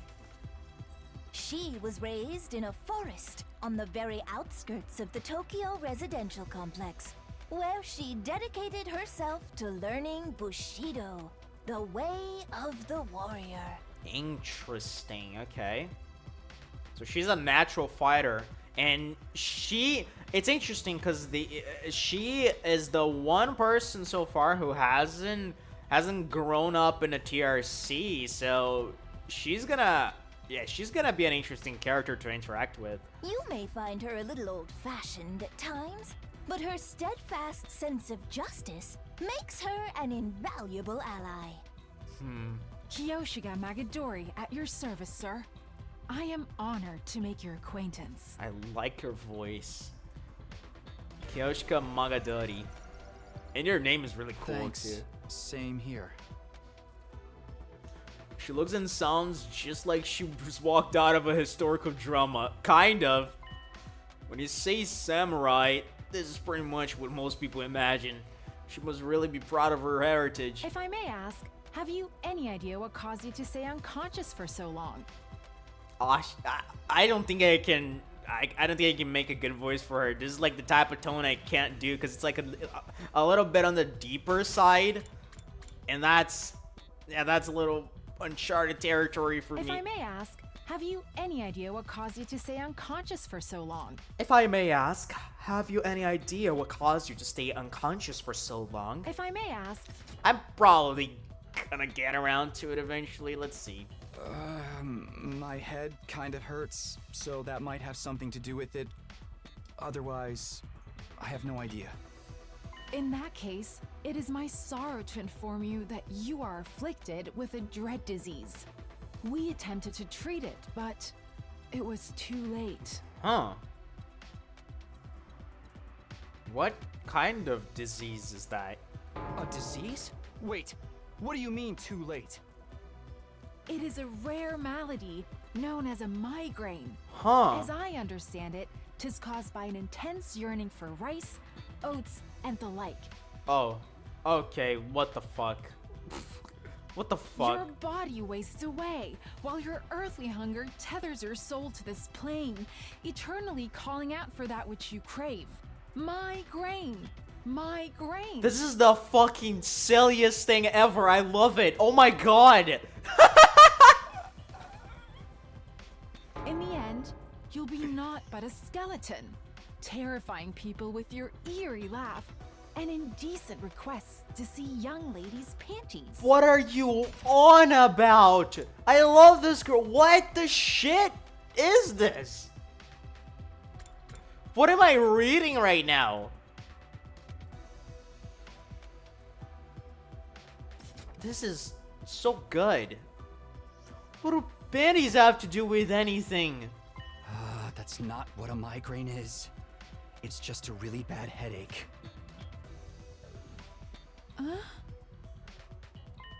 It's not a rare, incurable disease? I do believe it's interesting that you believe what you do. Huh.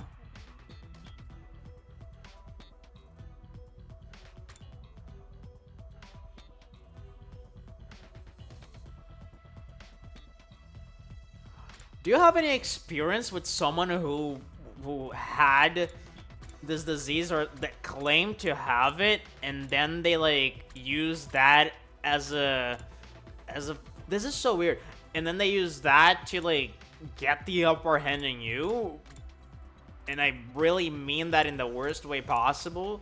Like, this is really interesting because like she seems startled to understand that this is not what that was. So maybe someone gaslighted her into believing that that was an incurable disease, all the while they did all sorts of abusive things to her.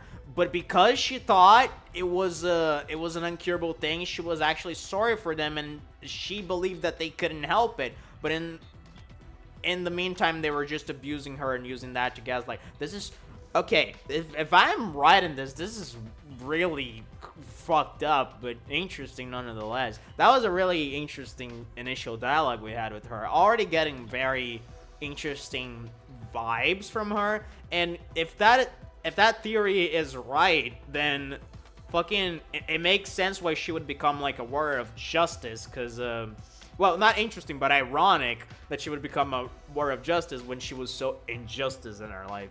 I mean, I guess it kind of tracks cohesively too, but you know. Lady Kurara, you deceived me. Bingo. Yup. Bingo. And she abused you in all sorts of ways. God, I am so on top of Kazutaka Kodaka's writing. I love this guy. Kurara. Kiyoshika. Abuser. This is so crazy. Oh, that's Kurara. Oh, never mind.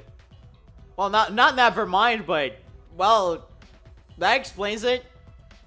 As you can see, Kiyoshika's knowledge of the modern world is somewhat lacking. But her heart is in the right place. Mm-hmm. That's putting it mildly. She's completely out of touch. Moving on. This is Yugamu Omokage. He's a fine, upstanding teenage assassin with Ooh. a fascinating family history. So long as you're not squeamish, that is. Okay. Interesting. Yugamu Omokage. I have never heard the word squeamish. What does that mean?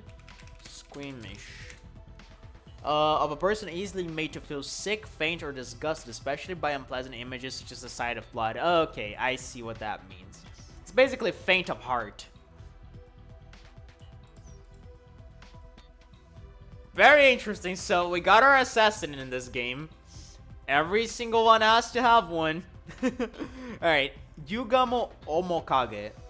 That's probably an easier name for me to remember.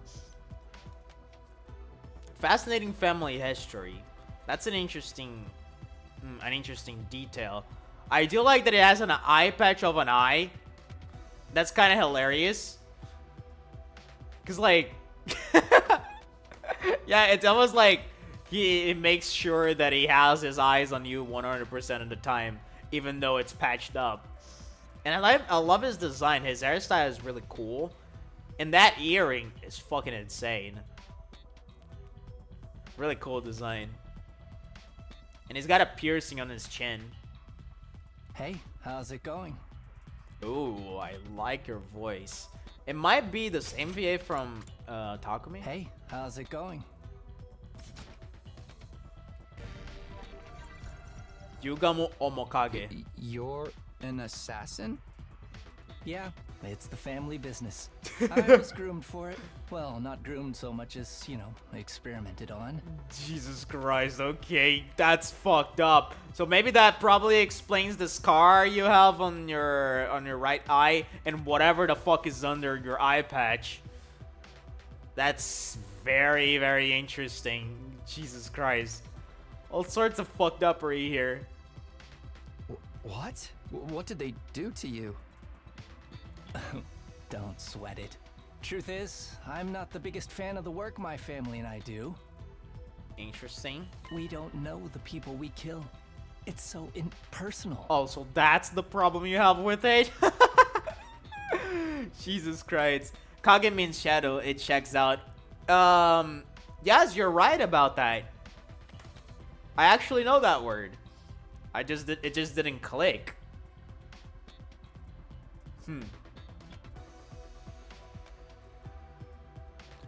Now that you mention it, I'm just looking back at the names to see if I can pick up on anything else.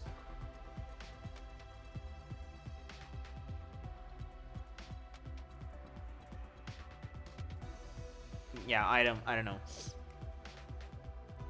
So like, this guy's a psychopath.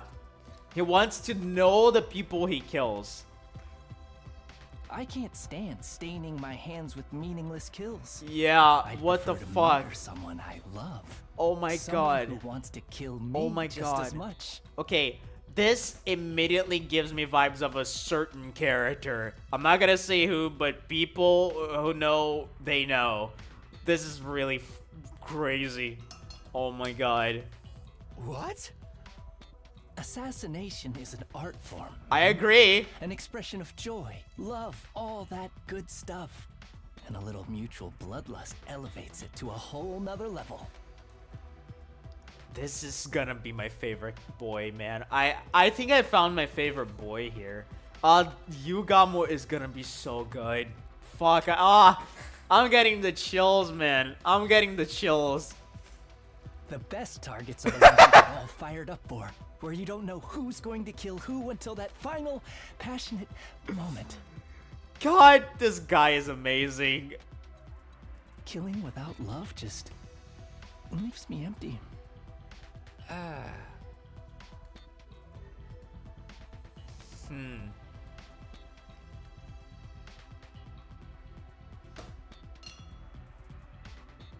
It's interesting, because I believe we're gonna get into why he thinks that way over the course of the story.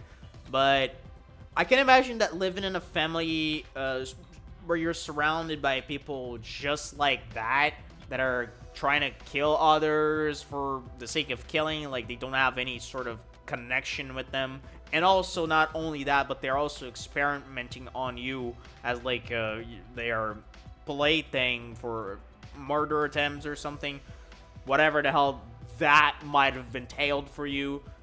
I think you would start developing some really interesting emotional dysregulation, and specifically you would crave for more genuine connections, because what all you saw in your life was people who never cared about each other, who were just trying to kill and kill for the sake of killing.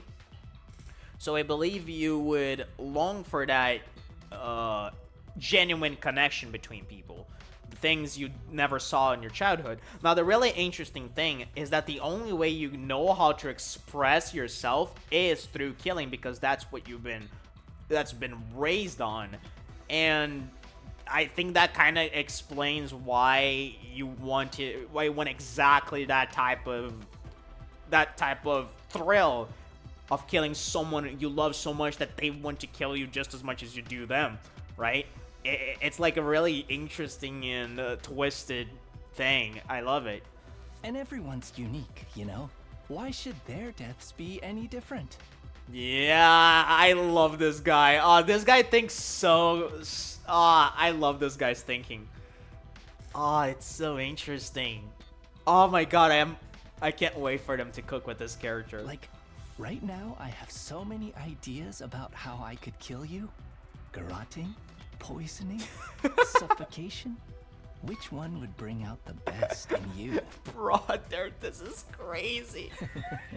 This is why I love meeting new people. Yeah, you get a new whole shell, a new whole emotional spectrum to play with in all sorts of creative and unique ways.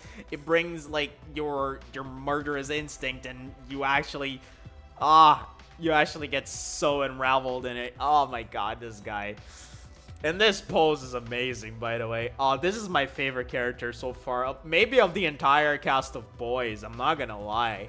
I mean, Ima is goated. I'm not forgetting Ima, but this guy is just giving me such a strong first impression. Just for the record, though, this is purely hypothetical. I'd never go that far with someone I just met. Yeah, I figured as much. You need to like really fucking kiss, like you want to kiss us like in the mouth, and then after that you can start planning your murders. All right, so this guy's crazy. I never thought I'd meet a real assassin. I need an adult. Now that I've talked to him a little. You know what would be funny? Takumi's like, I need an adult. And then fucking Nigo comes up and she's like, what seems to be the problem here? That would be hilarious. Now that I've talked to him a little, I definitely get the feeling he's not someone I'd want to mess with. Oh, he is the guy I would absolutely want to mess with. Or maybe that's just from the way he's dressed. It's not a style many people could pull off. Yeah, his design is one of the best designs. Next up, sporting the rather eccentric headgear, is Miss Kurara Osuzuki. Alright, Kurara Osuzuki.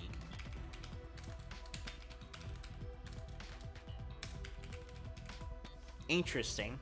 She's the scion of one of the Tokyo residential complex's most wealthy and influential families. Okay. Interesting. I'm just looking up the word scion because they're using words that are not in my vocabulary. A scion has two main meanings: a descendant, especially. Okay, so it's basically an heir. Interesting. Or like an offspring. So this makes me wonder, was your family at all related to the administrative body of the TRC? Bow your head, peasant! I really know this voice, man. Bow your head, peasant! I just can't quite place it, but I've heard this voice before. And that explains why she acts the way she does, trying to be the dominant type. Because yeah, everyone's below her because she's at the very top of the world. Jesus. What? Why are you staring at me like that? Okay. Can you blame me? I'm still trying to figure out what that thing you're wearing is. It's a tomato, brother. Maybe you wouldn't know tomatoes, but I think you had them like literally in the barbecue. You're wondering why I'd hide my noble visage beneath this mask, aren't you? Is it because you're insecure? Or because you're I think what you're gonna say is that nobody is allowed to see your true beauty or some shit like that. But at the end of the day, what is actually happening is that maybe you're very insecure about it. Know your place, scum! Don't insult your betters by trying to understand their decisions. Slit your throat and repent for your hubris in hell! I love this VA. Jesus Christ. Where did all that venom come from? Do wealthy people really hate regular folks this much? It's, you know what? Her voice reminds me of Yoko. It might be. Know your place, scum! Don't insult your betters by trying to understand their decisions. Slit your throat and repent for your hubris in hell! Nah, I don't think that's Yoko. Know your place! You're wondering why I'd hide my noble visage beneath this mask, aren't you? Is it? Maybe it is. Can you blame me? Oh, sorry. Know your place, scum! Don't insult It also kind of sounds, you know what? It also kind of sounds like Genocide Jill. It sounds like Genocide Jill. A little bit. I was gonna say, that kind of caught me off guard, but, I was gonna say that it is interesting that she was part of one of the most wealthy families in the TRC, when we have established in the library with one of the books that there isn't much of a wealth gap in the TRC, and the whole place kind of works under a more communism-oriented type of system. So what exactly do you have that we don't necessarily? That about does it for our merry band. Well, actually, we do have one other member. Oh my god, if this is Karawa, I'm gonna lose my But mind. she appears to be It's a outside she. school It's grounds a at fucking present. she. Oh my Jesus Christ, brother. Jesus Christ, my... She goes out exploring those ruins pretty much every chance she gets. Such a little go-getter. A real cutie, too. I also know your voice. She goes out exploring those ruins pretty much every chance she gets. Such a little go-getter. A real cutie, too. Don't tell me that's Jeonyoung Bosch. It's not, right? She goes out exploring those ruins pretty much every chance she gets. Such a little go-getter. A real cutie, too. Huh. If this is Jeonyoung Bosch, I'm gonna be surprised. Kind of sounds like him. I know this voice. I don't think it is him, but could be it. And by the way, it would make sense for it to be Karuwa because she was very excited about going out and exploring the world. So maybe, yeah, I think every chance she would have, she would go there and try to find something new every time. And she's just as cute on the inside. Oh my god. By which I mean her personality. You know, I've never even seen what her guts look like. She's not that kind of girl. Oh my god, Jesus Christ. Oh, brother, oh man. You're gonna be This guy's so good. Now that we've all introduced ourselves, perhaps you could tell us your name. Oh, that's right, they don't know your name. Oh, right. Nice to meet you all. I'm Takumi Samino. Yoroshiku onegaishimasu. Who cares what your name is? Tell me your slave number, then maybe I'll remember it. Jesus Christ. Can't I just get through a simple introduction without you criticizing me? And you came here from Last Defense Academy? Yes, that's right. Splendid! Splendid! Fellow students are always welcome here. But why exactly did you make this journey? Is there some trouble at the main campus? Well, one could say there are many. I must admit, I was a tad perplexed when the Honorable Sirei stopped contacting me for our daily intel exchanges. So you don't even know what happened to Siri. Was your communication equipment damaged in your most recent battle, perhaps? And it's funny, because... Okay, we have confirmed the existence of another blob. Right? And Siri did say he was going to contact the other higher-ups about letting us know the truth of the academy. And so far, we've seen that Nigo is like a fucking... what's the word? What's the word I'm looking for? She's a subordinate to Siri, right?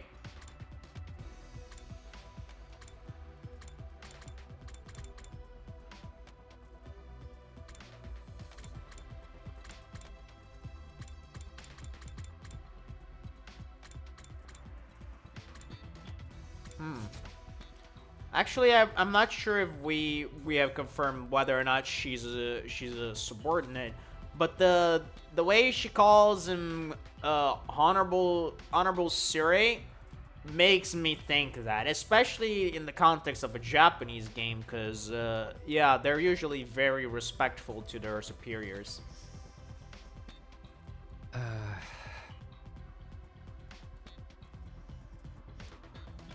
He doesn't know what up. He doesn't know. It throws me off when they call them a he.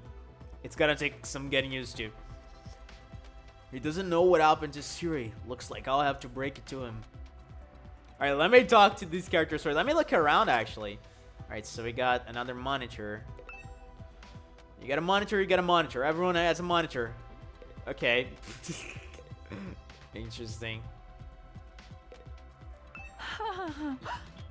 Oh, Jesus Christ. Oh, Jesus Christ. Jesus fucking Christ.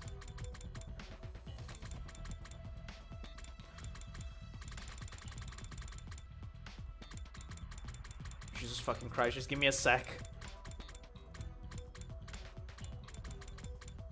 Kiyoshiga Magadori. Okay. So a migraine is only a commonplace ailment. I can't believe I was taken in by Lady Urara's lies. Have you seriously never heard of a migraine before? Oh, Of course I've heard of it. I simply forgot, that's all. Forgive me. My life has been devoted to training ever since childhood. I never left the forest before coming here. I'm entirely self-taught when it comes to academics, so there are some things I might forget more than others. That must have been hard. I've never been any good at studying on my own, apart from maybe learning my multiplication tables way back. Multiple? Don't tell me you never learned those either. Of course, the multiplicity tables. I know them well. They just slipped my mind for a moment. How exactly did you study? With books, naturally, but did you know how to read? My grandmother had a formidable library of monk.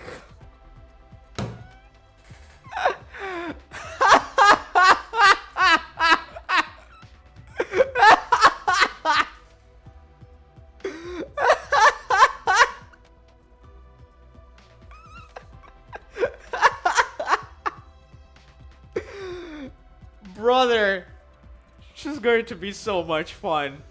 That's all I'll say. I had no shortage of reference materials. huh. Language, mathematics, history, everything I know about life I learned by reading manga. Please don't tell me she thinks everything she read actually happened. She read. God, this is amazing. Okay, Best Buy. You're probably creeped out by me being an assassin, right? But trust me, it's not as bad as you think. I don't like killing random people I don't even know, but it's the family business. I was born into it. Unfortunately for me, I was also born with a natural talent for it, so I don't have all that much choice in that matter.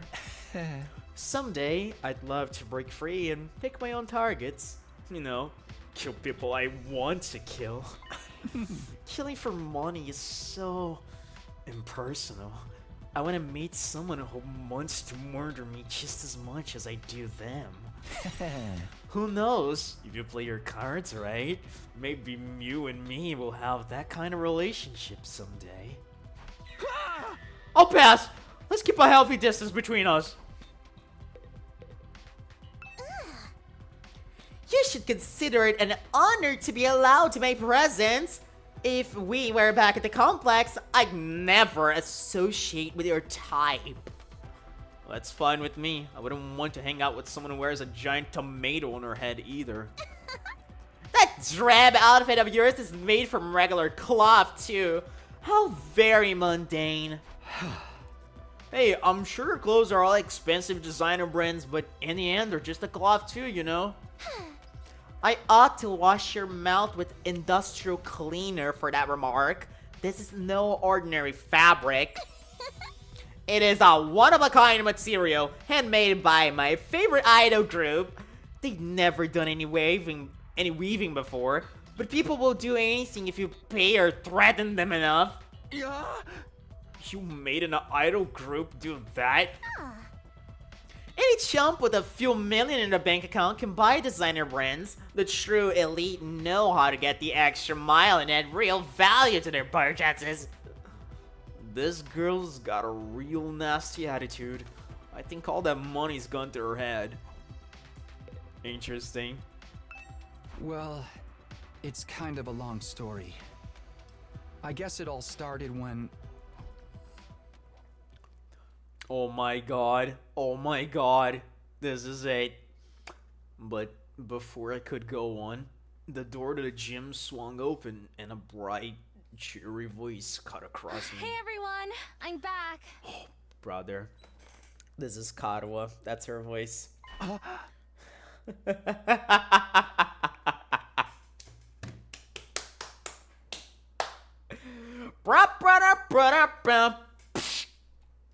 When I heard it, my whole body tensed up and my heart started beating. Okay, let me read this properly. When I heard it, my whole body tensed up and my heart started beating like crazy. I knew that voice. Up until recently, I used to hear her practically every day. But it couldn't be. It couldn't. I had to know. I turned to face the door. When I saw who just walked in, my heart beat even faster.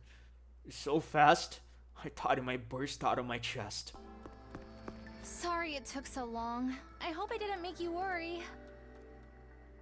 Is that Kaede's voice? Sorry it took so long. I hope I didn't make you worry. No, I don't think so.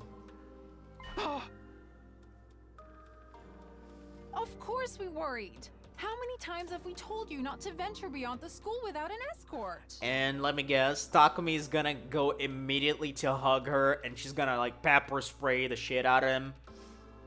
I'm sorry. I just thought I might be able to find some kind of clue, no matter how small. I love her design here.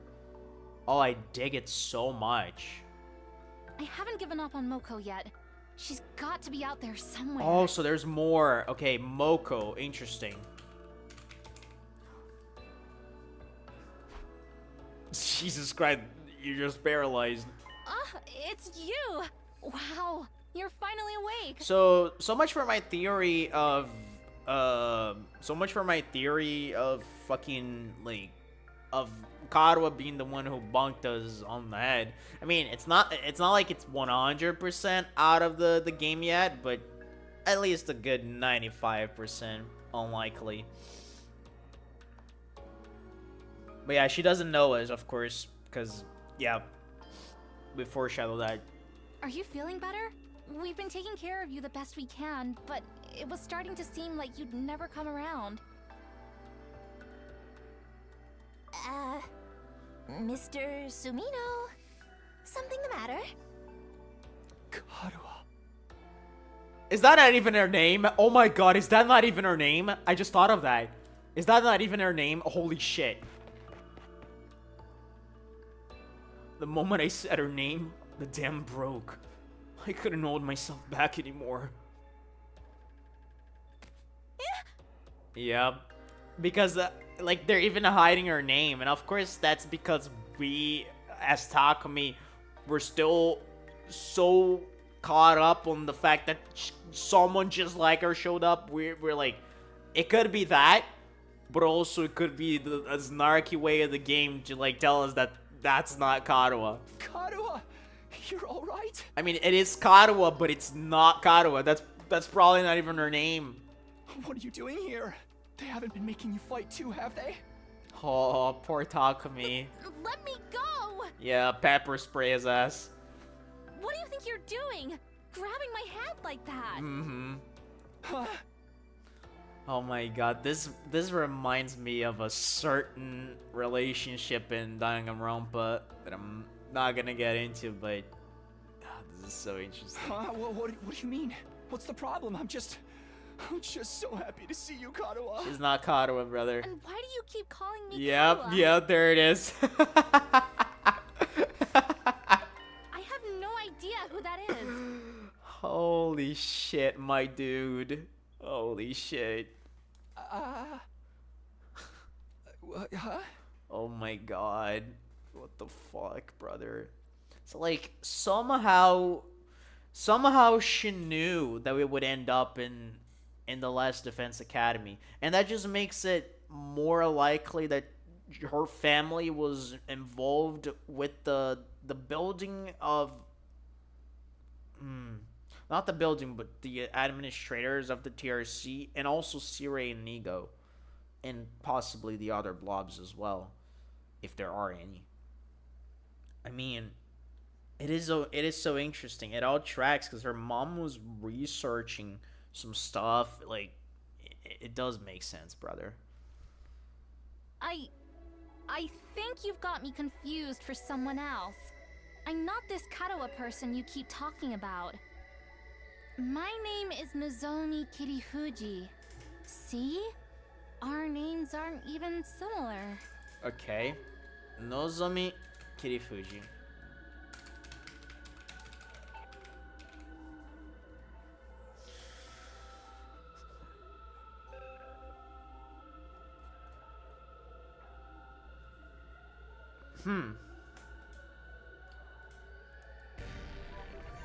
Nozomi Kirifuji.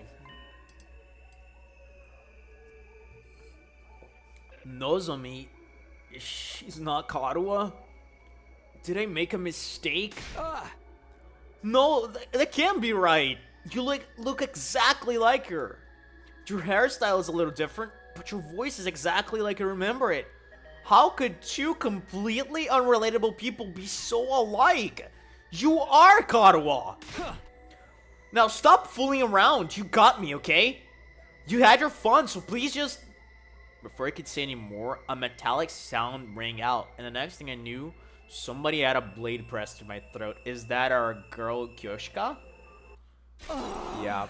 And it makes sense that she would be a little, like, that's why I immediately jumped to her. It makes sense that she would be a little defensive of her classmates, because she fights for justice, and she's also been wrong done so many times because of her nature and because of how oblivious she is to so many things. So it makes sense that she would step up and try to protect her friend, who's seemingly been creeped out by this weirdo here.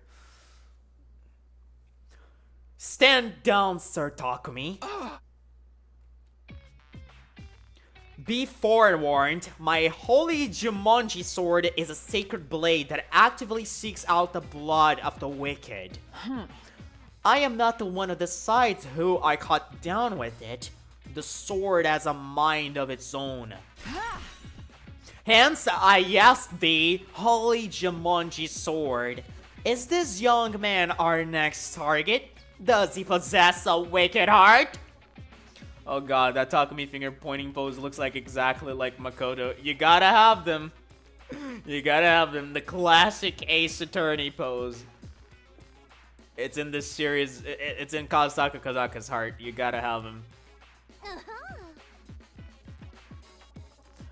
Oh, he totally does. The wickedest. Haven't we met somewhere before? Oh, this pickup line in the book. I've seen my fraudsters in cheap suits suckering tons of hapless victims that way. And let's not forget the impropriety of touching a girl without her consent. Why would he do that if not to stain Nozomi's fair hand with his own fluids? Jesus Christ. My god. It was bad enough as it was. You didn't have to hammer it down like that. What kind of fluids? Oh my god, they're just making it worse. The indecent kind. Trust me, Kyoshika. You'll be doing the world a favor by separating this oaf's head from its body. Oh my god, what voice did I do to you? That's quite enough. There will be no my god. There will be no beheadings here today. Mr. Sumino, I really must insist that you calm down. This young lady is Nozomi Kirifuji. She's a member of this unit. None of us have even heard of this Karuwa you speak of. You've got it all wrong, old boy. It's time you've accepted that. I was wrong? You're not? They're all saying this girl isn't Karuwa. Is it true? Do they just look the same? How is that possible? They're completely identical. What is going on here? Things are making even less sense than usual. What do you say, Mr. Sumino? Feeling a little less frantic now? I can't believe it. I won't.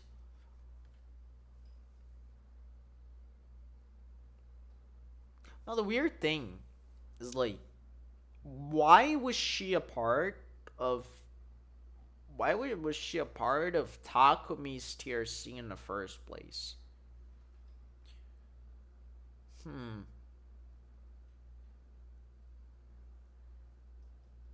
Because you know, of course, there is the theory that she just wanted, like,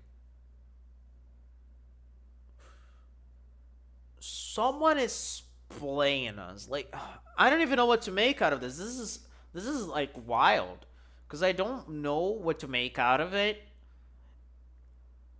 And Katawa has become a very weird mole in this entire story.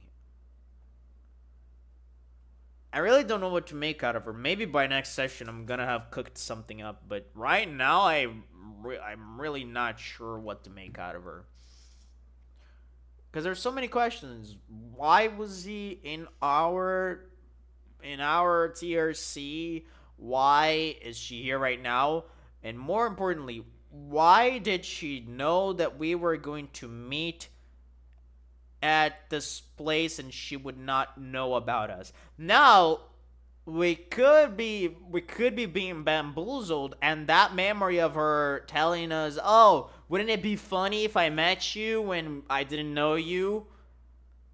Like, that memory in and of itself, since it was one of those flashbacky dreams, could be all fake. Like, it could have never happened at all, and we just believe it happened because that's how the dreams are supposed to kind of work.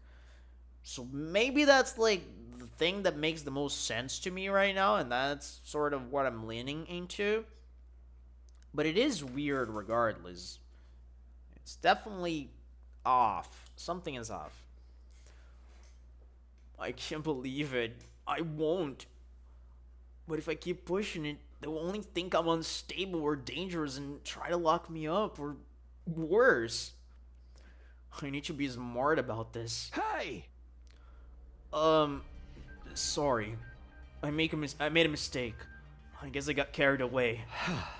I'm still a little out of it from whatever knocked me out, and you look so much like this girl I know.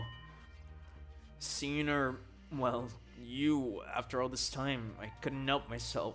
I wasn't thinking straight. I'm sorry. It's okay. You just took me by surprise, that's all. There was no real harm done. I don't blame you for being confused. You've been through a lot.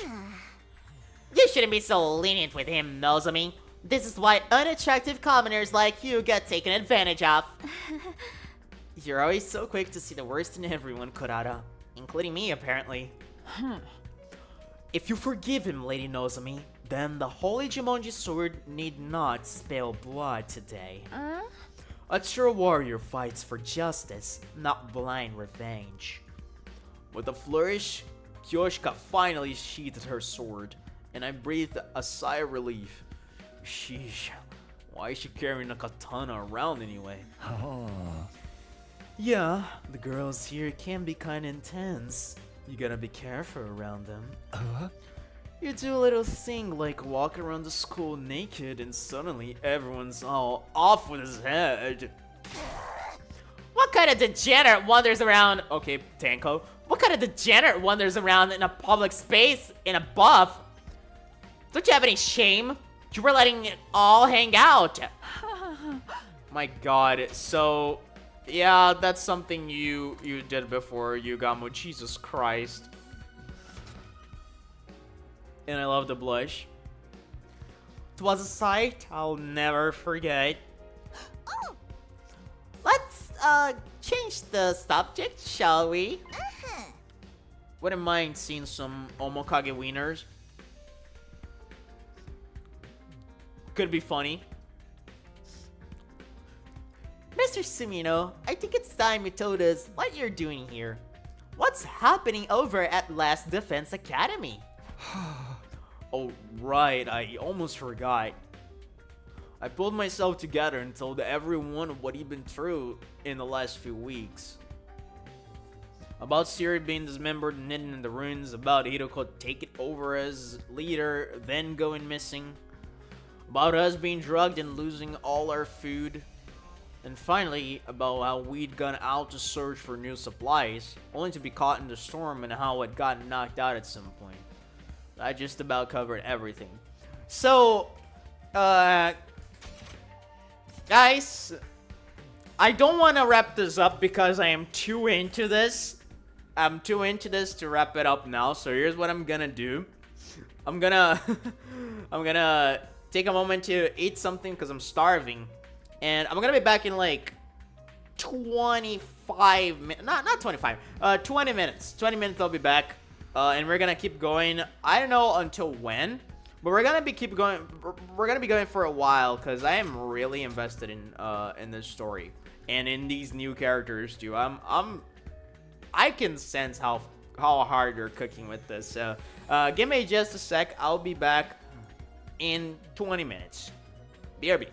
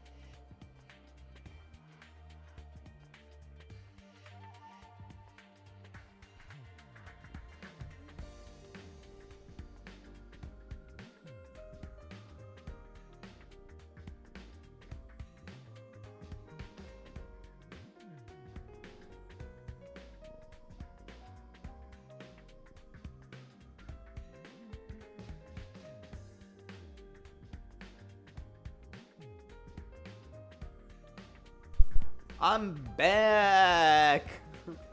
Having dinner while waiting, awesome. Nigo's face looks more like a...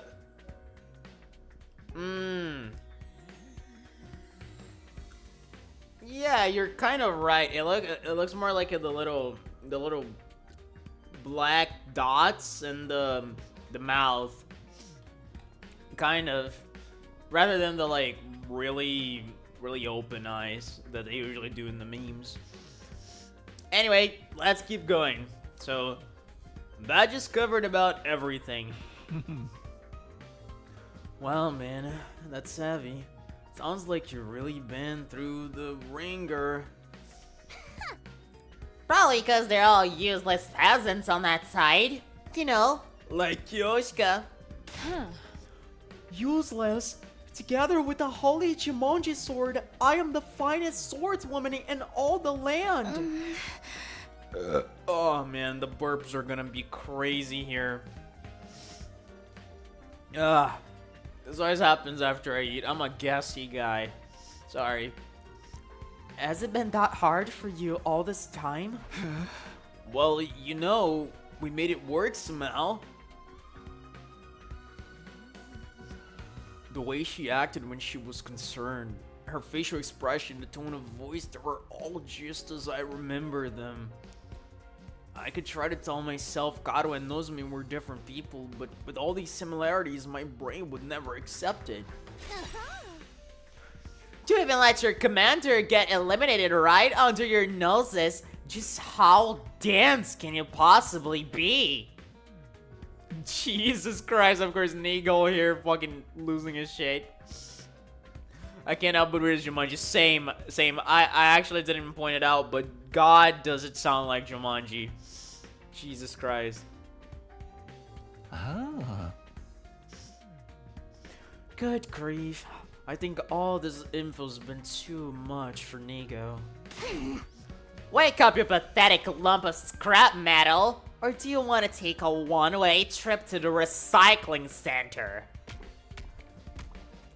After a merciless barrage of wax on the head from Kurata, Nigo finally seemed to regain his senses.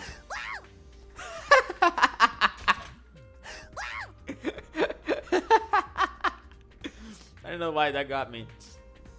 Oh boy.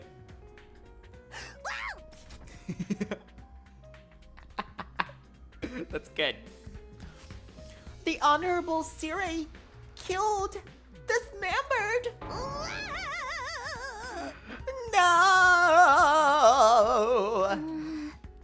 How did it happen? Did the invaders get into your school somehow? We think so. That's the only explanation I can think of anyway. If their stealth units are anything like the ninja of yore, winning this war will be even harder than we anticipated. The holy Jumonji sword agrees, by the way. You don't have to tell us everything your stupid sword says. You're ruining the flow of the conversation. No. Siri, my honorable Siri. How can this be?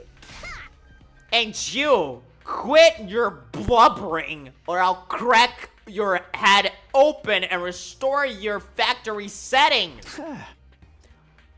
Anyway, now that I've told you how things stand on our side, can you tell me some more about this school? There's still some stuff I don't quite understand.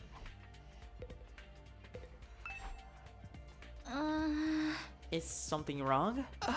Oh no. Sorry, it's nothing. Her voice and her expressions are just like I remember. The only thing that's different is her hair. Wouldn't it be funny if she had a twin sister? I'm not buying into that theory. I'm just saying that it's funny. It's definitely not what's going on. She has to be Kadoa. What's going on here? Do you really think you deserve to speak to someone of my standing whenever you want? Get on your knees and show some respect. I hope I find someone to share my bloodlust with someday.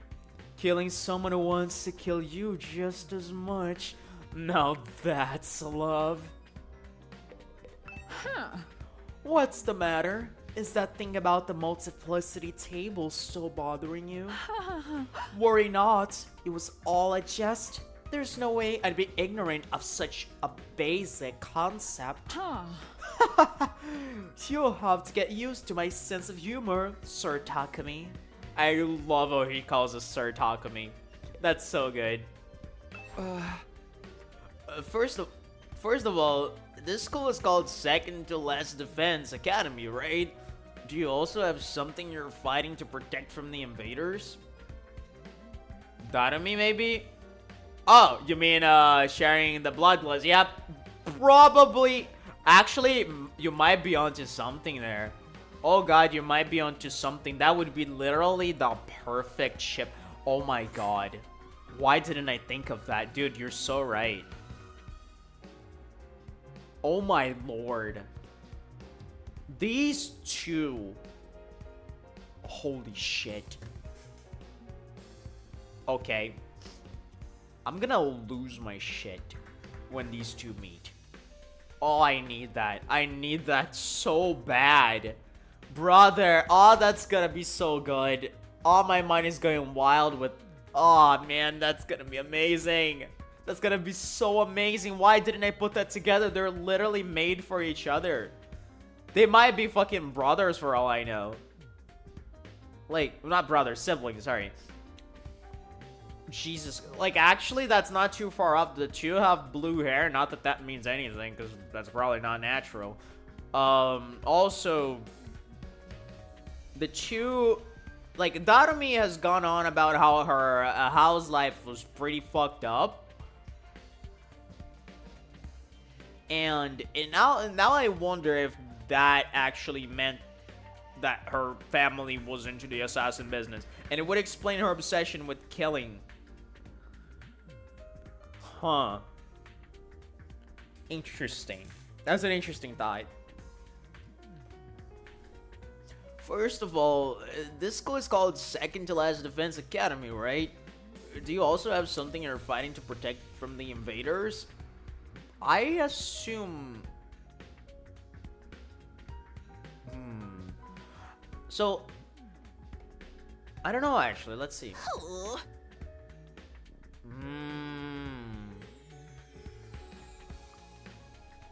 Okay.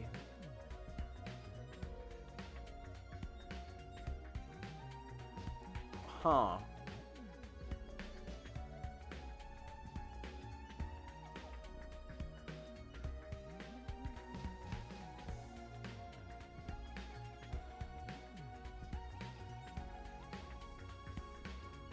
I'm like thinking what exactly could be hidden in the defense room. And my mind went through two things, two possibilities. One of them is I just ruled out because I realized it wasn't possible. Because that theory was, oh, maybe they're hiding the actual TRC inside the defense room. But there's two contradictions to that. Well, one, how can the TRC wipe out humanity? And two, that would contradict the idea that all of them had different TRCs, which seems to be the case we're dealing with. Now, the second option is that there really isn't anything inside the defense room. It's an empty room, and everything they've been talking up about this place is completely fake. It's all a lie. There's nothing inside the defense room. We're just meant to think there is. Now, the problem with that is, why would the invaders be coming after? Unless the invaders were also duped.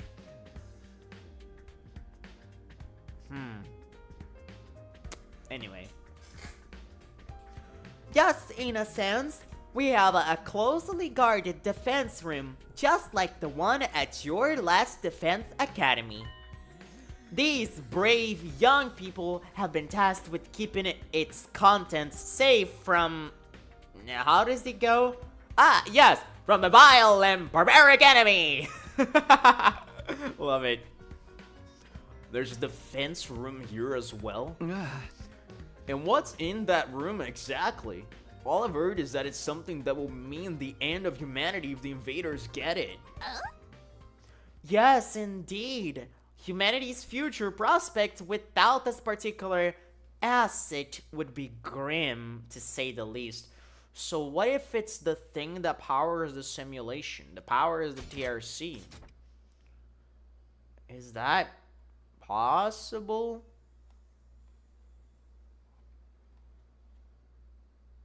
Huh.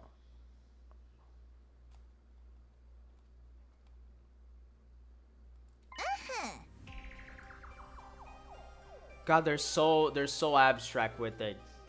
It is, after all, the key to overcoming world death and ensuring a chance for future generations to thrive. Okay, brother. Like...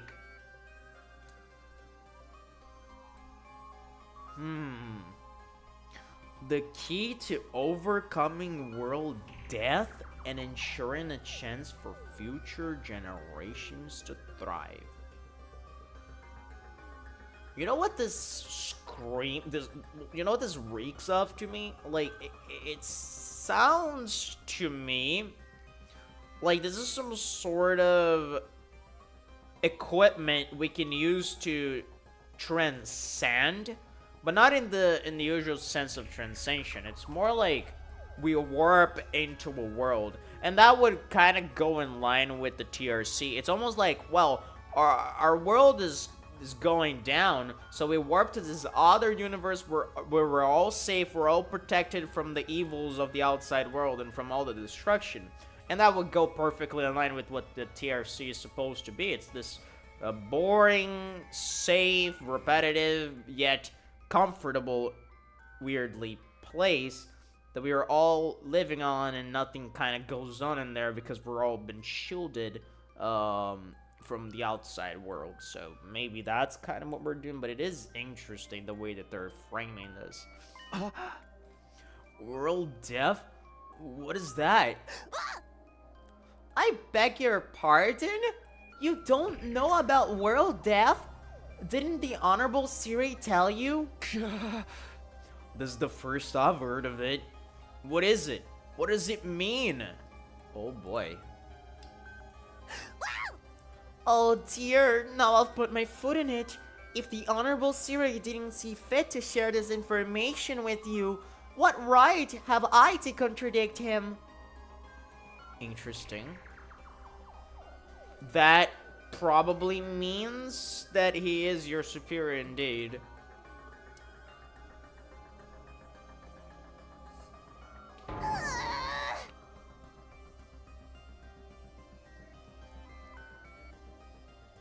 To get it out of me with such underhanded tactics. Have you no honor, sir? Hey! You mentioned it first. Oh. I don't know how to do that live. The Honorable Siri would never have let that. The Honorable Siri would never have let this happen. I blame my inferior specs. Interesting. Are you? That implies a couple things. It implies that you're manufactured and you're not a living being. You're like a robot of sorts.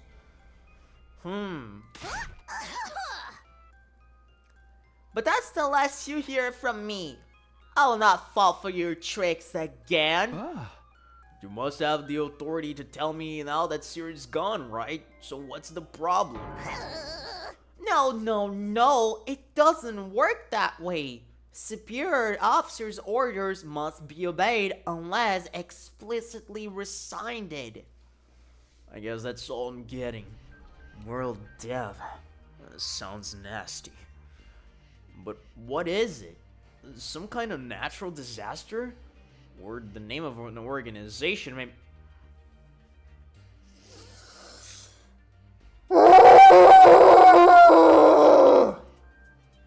That's all I have to say about this.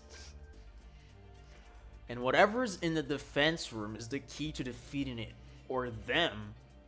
I have no idea what it could be. But if there's 1 or 2, why do they only have 4 people protecting it? They had 10. Very likely they had 10, but some of them probably died. But Moko is still out there, and not Dadami, what the fuck? And Karuo was looking for them. Huh. What's the matter? Is that thing about the multiplicity tape? Okay. Huh. Okay. We read that. Same lines? Yep.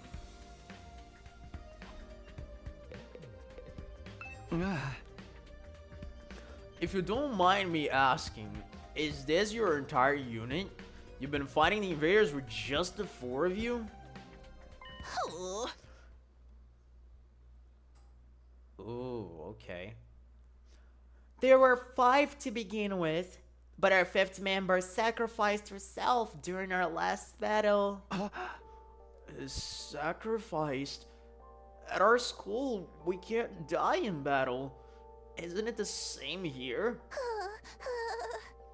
Oh no, we have a revival medic and corpse recovery drones too. Bringing our fallen comrades back isn't an issue. But this one wasn't killed. She allowed herself to be taken prisoner by the other side. Interesting. Interesting, and that's Moko. But yeah, she isn't dead then. Interesting. The invaders take prisoners? She was too far away for the drones or the revival medic to be of use. By now, they've probably... Don't say it! Moko is alive! She has to be! Moko? Yes, that was her name. Moko Mojiro. A most considerate and kind-hearted student. Okay, Moko Mojiro. Easy name to remember.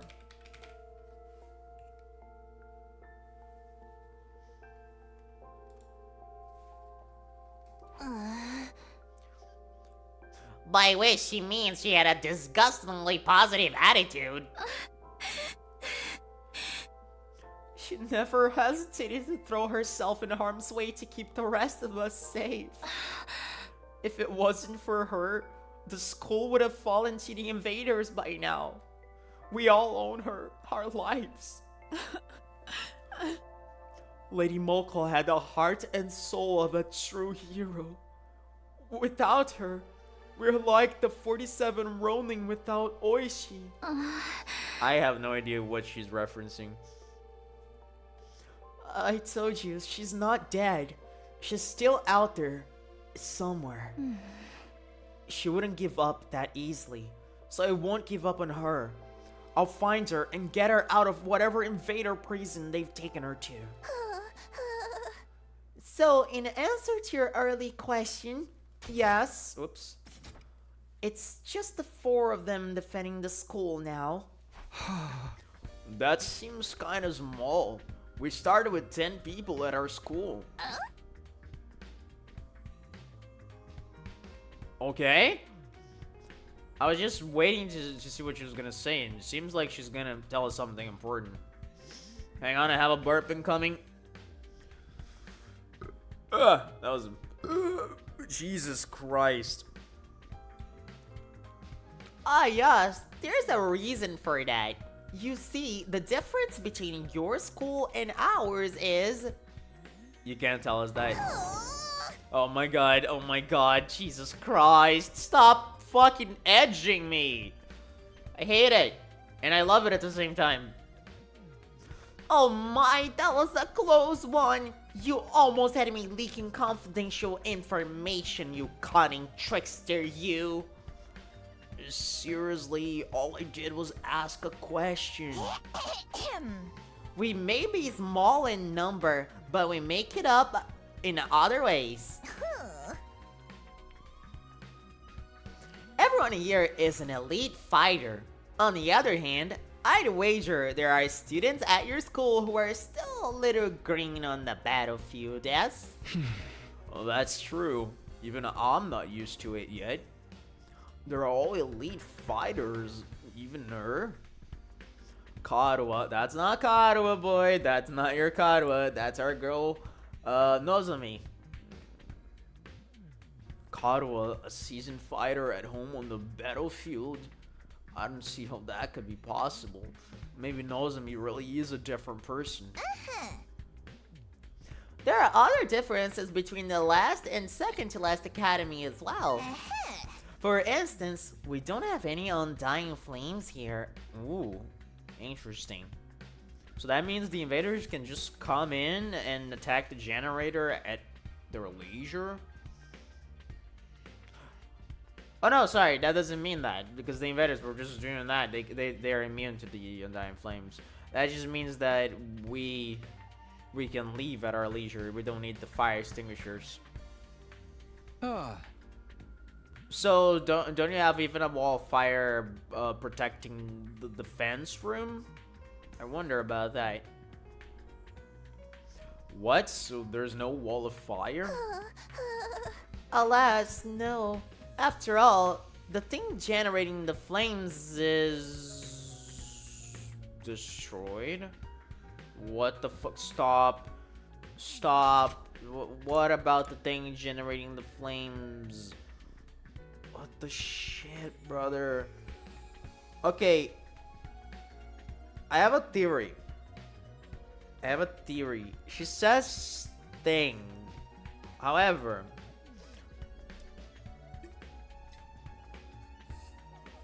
I have a hunch that maybe Ghost Boy has something to do with the flames.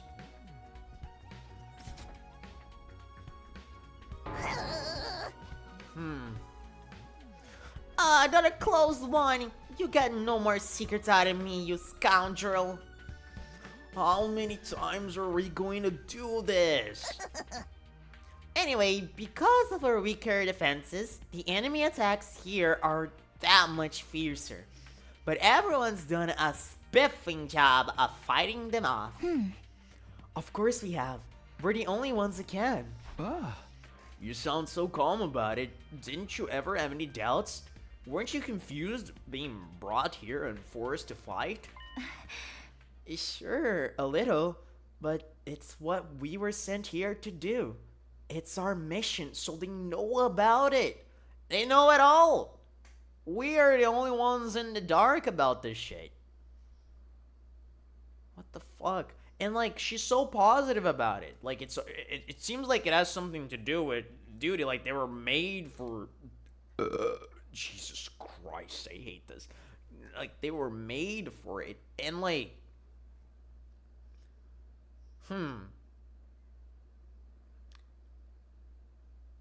And what sets me off is the fact that she is happy with it.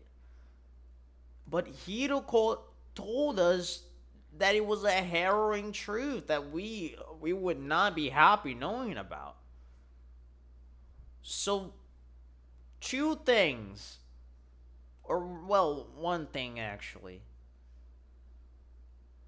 Were Nozomi, Kurara, Kyoshika, and fucking perhaps Moko even, and Yugamo, all of them, were they lied to in regards to what the fuck they're doing here? Because I don't think they're supposed to take this the way they're taken if they do know the truth. Because I believe more in Hiroko than I do in Nigo and, ironically, Nozomi. I mean, it's not like I don't believe Nozomi, it's just that I think she has been lied to.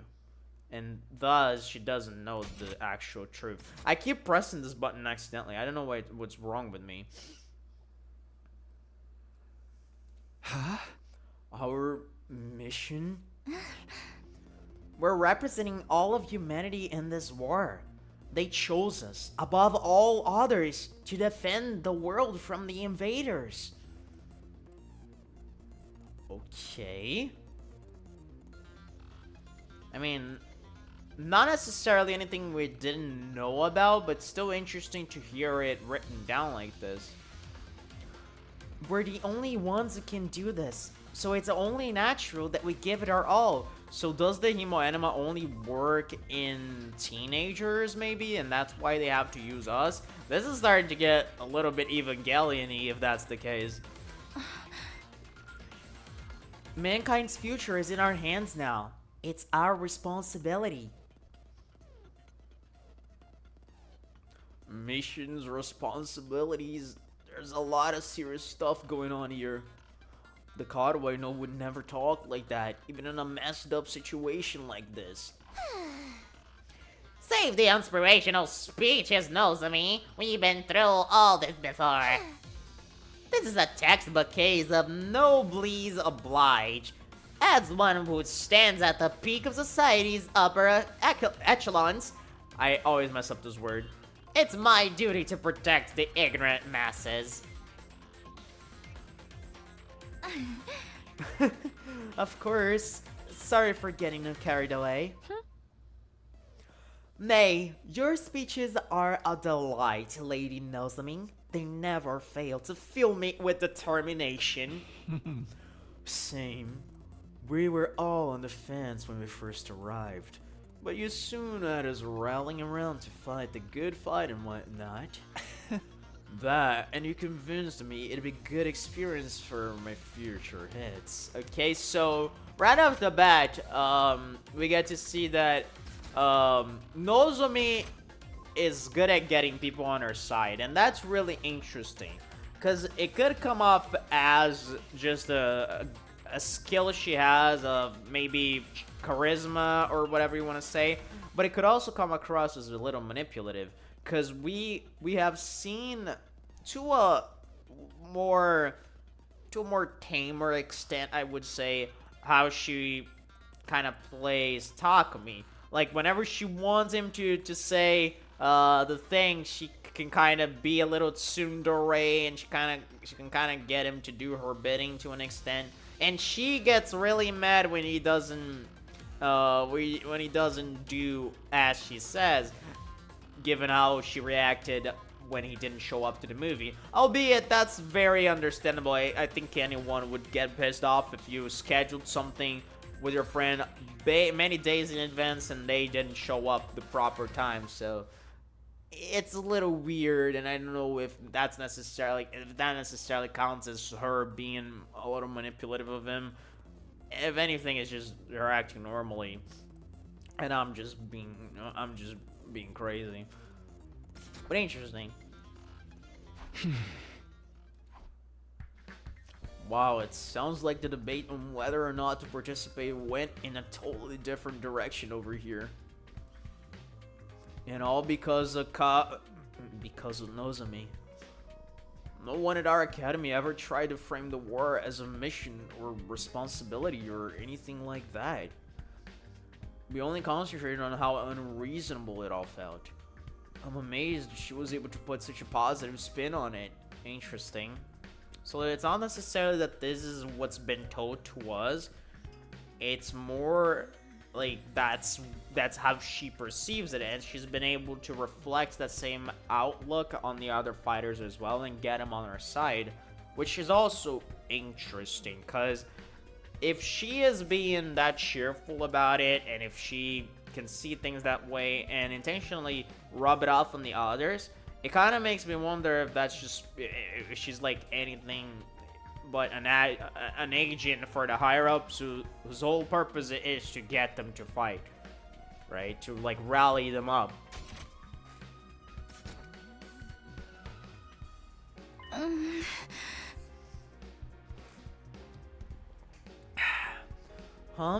Is something wrong? No, sorry, it's nothing. She and Kadwa may look and sound the same, but I'm starting to see how different they are personality-wise. That still doesn't explain the similarities, though. Huh? So, what you're gonna do now, Takumi? Huh? You could stay and fight the invaders with us if you want. It'd be nice to have another guy around. Seriously, you got a hair into yourself here. Not because I'm planning on checking you out in the bath or anything like that. I wouldn't mind. I don't know where you'd get such an idea. This guy is perfect. This guy is, oh my god, this guy's right up my alley in terms of characterization. This is a character I would fucking write. Jesus Christ. I mean, if I'm gonna sneak a peek at your body, I'd want it to be a lot more exposed than that. You feel me? I know exactly what you mean, and I fucking love it. Nothing about what he said makes me want to stay.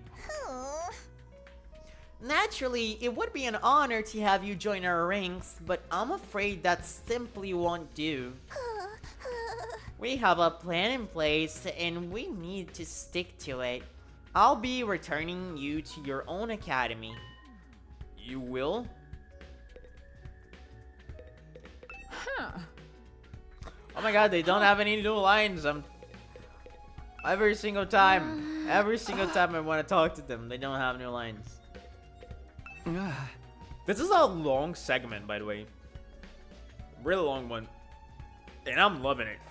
Oh, I got a burp. Just swallowed it. You mean I can get back to the last defense academy from here? Yes, indeed. By using a certain transport method, we can be there in less than a day. Interesting. So are we gonna be able to travel between the two places? Oh my god. What transport method is that? I wonder if that has something to do with the parking lot we have. Maybe it's like a hover car or something. Because we do have a parking lot, so maybe we can, we're gonna station it there. The garage, fair enough. Why, the school bus, of course. We have a special model parked in our garage. What? Like an actual bus? Why do you have one of those? Sometimes it's necessary for us all to travel further afield for special missions and the like. Ah, that was meant to be classified information. I can't see anything around you, can I? I'm just going to ignore that. At any rate, it sounds like I'll be going back soon. Honestly, I don't know how to feel right now. I'm worried about the others, of course, but this will mean I'm leaving her too. We can give you some of our surplus food supplies to take with you. That is why you ventured out in the first place, is it not? Oh, right. Thanks, that would be a big help.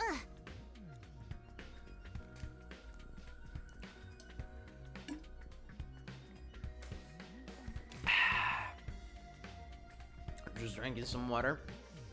Isn't that taking hospitality too far? Why should we waste our hard-earned supplies on this funny page's reject and his goofball friends? That's rich coming from someone like her. We need everyone in both academies to do their part, or all our efforts will be for naught. Interesting.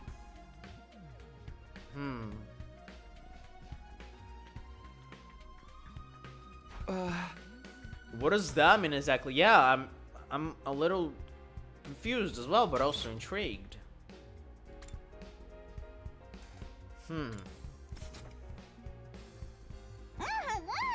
Oh my god, that's funny.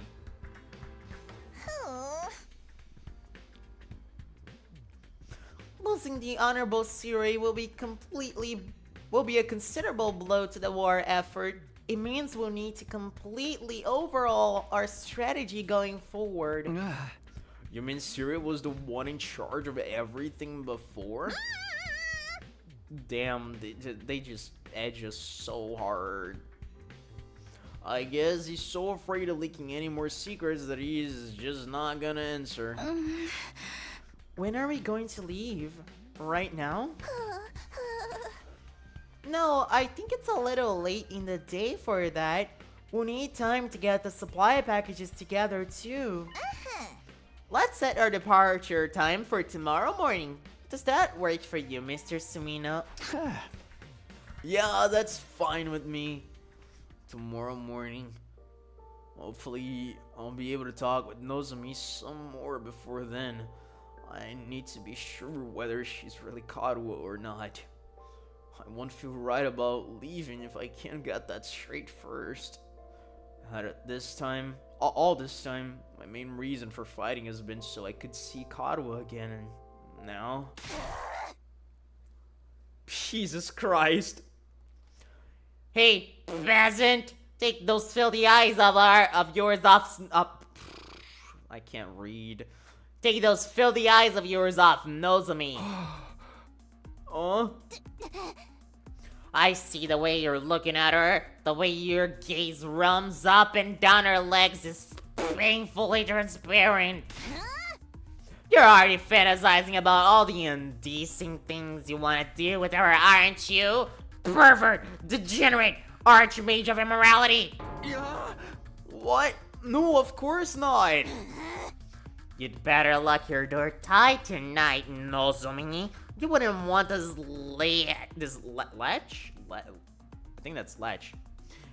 You wouldn't want this latch casting his splooge spell on you.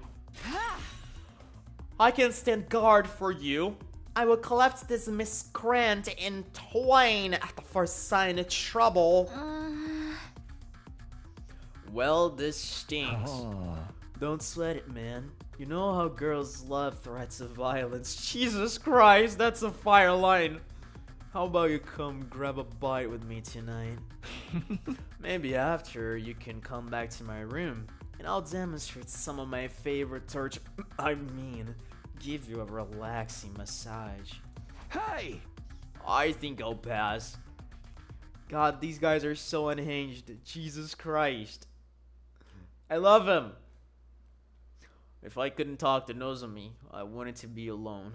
I took some food back to the room that had been assigned to me and ate it there.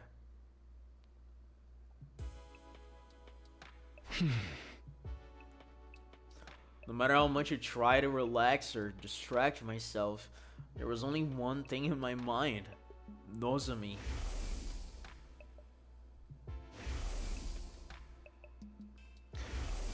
Does she have the beauty spot? Yeah, she does. Never mind. The resemblance was uncanny. She and Karuo could be twins, yep. No, it went even beyond that. Apart from the hairstyle, their appearance, speech, and body language were exactly the same. It couldn't be a coincidence. All the logical arguments in the world wouldn't convince me otherwise. Then again, Nozomi is so calm and stoic. Karuo would probably be freaking out if she were here now. And if she really were Karuo, why would she hide it from me? What if she has amnesia? Could that be why she doesn't know me? I can't let it end like this. I can't just leave without finding out the truth. I'd been sitting on the bed, but I got up now. It was time for action. Whoops, I keep pressing this button. I have to clear this up, or I'll always have it hanging over me. I have to talk to her. Alone.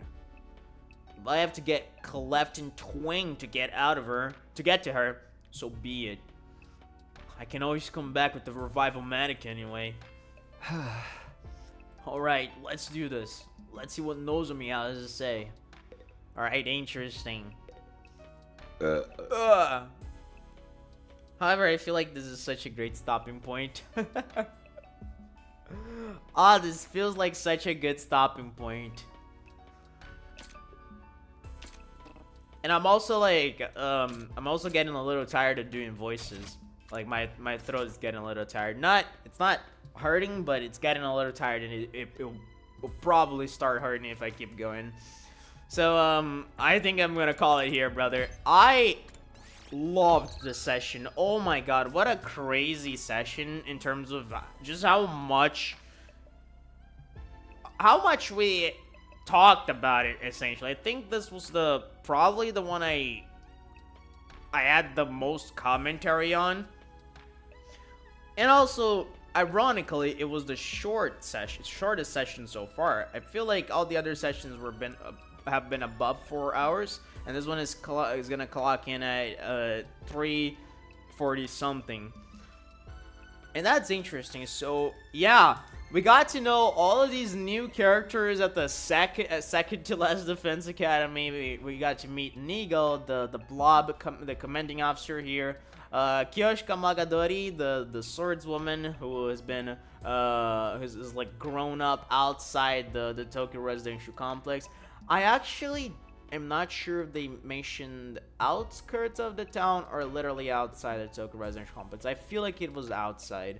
And then we met Kurara Suzuki, very interesting character who's by nature very odd because she is wealthy in a place where, you know, wealth wasn't that different between most people. So kind of interesting. We also met Yugamo Omokage, the best, like my favorite character out of the bunch by a long shot, and definitely my favorite boy so far in the game. Like, such strong first impressions right here. I love the way he thinks, I love the way he speaks, I love his fucking chaotic personality. So interesting, and I cannot wait for him to meet Darumi. Like, these two interacting is gonna be the death of me, quite literally. Holy shit, I can't wait. It's gonna be so much fun, and I can already see like possibilities of endings and story beats where like they I don't know, one of them tries to murder the other, and they're just having fun while everyone else is just gasping looking at them and their antics. Like, oh man, there's so much to cook with them. And we also have of course our girl Nozomi Kirifuji, which we're not sure whether or not she's Karawa, and everything that's been going down with her and Karawa specifically is all very fishy. Again, we're not even sure if the Karawa we know actually existed. I do believe that the Tokyo Residential Complex was some sort of simulation. All of it was fake, but there were elements in it that were kind of adapted from real things, and I think Karawa was an example of that. I think, you know what would be crazy? You know what would be crazy? If that is true, and we did have a version of Karawa in our TRC, but the real Karawa out here, who is actually Nozomi, fucking, yeah, like, they were both the same person, but Karawa was just based off of Nozomi. I think an interesting thing, and it's actually something that's been bothering me for a while, if all of our TRCs are different and they all have different elements to them that like speak with us on a personal level, then what exactly would the twins TRCs looked like? Because in the case of Kako, I think the core element of our TRC would have been Ima, and in the case of Ima, the core element of his TRC would have been Kako. And I don't think it's possible that the two of them were in the same TRC. Maybe it is, but I don't know.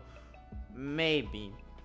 But if they were in separate TRCs, I wouldn't be actually surprised if they actually grew up with fictional versions of their sibling, and when they got out of the TRC, they just met each other for the first time, but because they had lived with their adapted versions for their entire lives, they actually just fucking knew each other, right? Because those two have been the oddballs in those, because everything points to the idea, so far, everything points to the idea that those TRCs and the elements that were in them were fictional, and those memories that we have been dreaming of, those flashbacky dreams, we can't even trust those. I do firmly believe that those are not even that those are not even real, and the game is just trying to bamboozle us into thinking they are, thinking they happened, but they're actually not happening. And how, like, and we're not even getting into how the fuck they're doing this to us in the first place. It's such a weird setup, and we have absolutely no idea about the specifics of it. And yeah, there's just a lot going on, and I'm definitely curious to see more about this and getting to the nitty-gritty of the story. And it seems like we're approaching some juicy stuff. Of course, we didn't exactly dive into the ghost boy in this session, but the fact that we just figured out that there's a second to last defense academy with an entirely different blob character called Nigel, and apparently they were like 5 people at first, not 10, surprisingly. Of course, we have Moko Majiro. Is it Majiro? Moko Mojiro, sorry, Moko Mojiro, who has been taken by the invaders as a prisoner. And based on the picture here I'm seeing, like in this intermission picture I have, we have all the characters here, and I do believe that Mojiro is the girl on the right, the little like chubby girl on the right with the blue hair. I believe that's gotta be Mojiro, and we're gonna find her eventually. So yeah, that's gonna be interesting. But again, I do believe it's interesting that we have a second to last defense academy. And one thing that Nigel did say that stalks out to me is the fact that all academies must do their part in order for their plan to succeed, or otherwise their efforts will all be in vain, whatever the fuck that means. So like, it's weird. It's certainly very, very weird.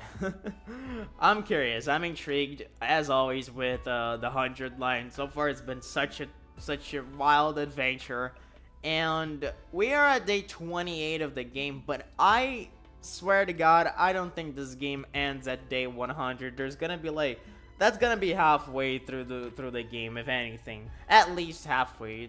It potentially is even not even that. Like, I just can't wait to get into more of this. But right now I'm kind of tired, so I'm gonna rest up, and we're gonna come back to this on Friday, the same time as this stream most likely, and we're gonna get ourselves into more of that stuff. We're gonna try to talk to Nozomi and see if we can at least explain our situation to her, because I'm really curious to what she would say here in our story. So anyway, signing off for now, and thank you so much for coming by, everyone, and I'll catch you guys hopefully next time we have some more the 100 line to play.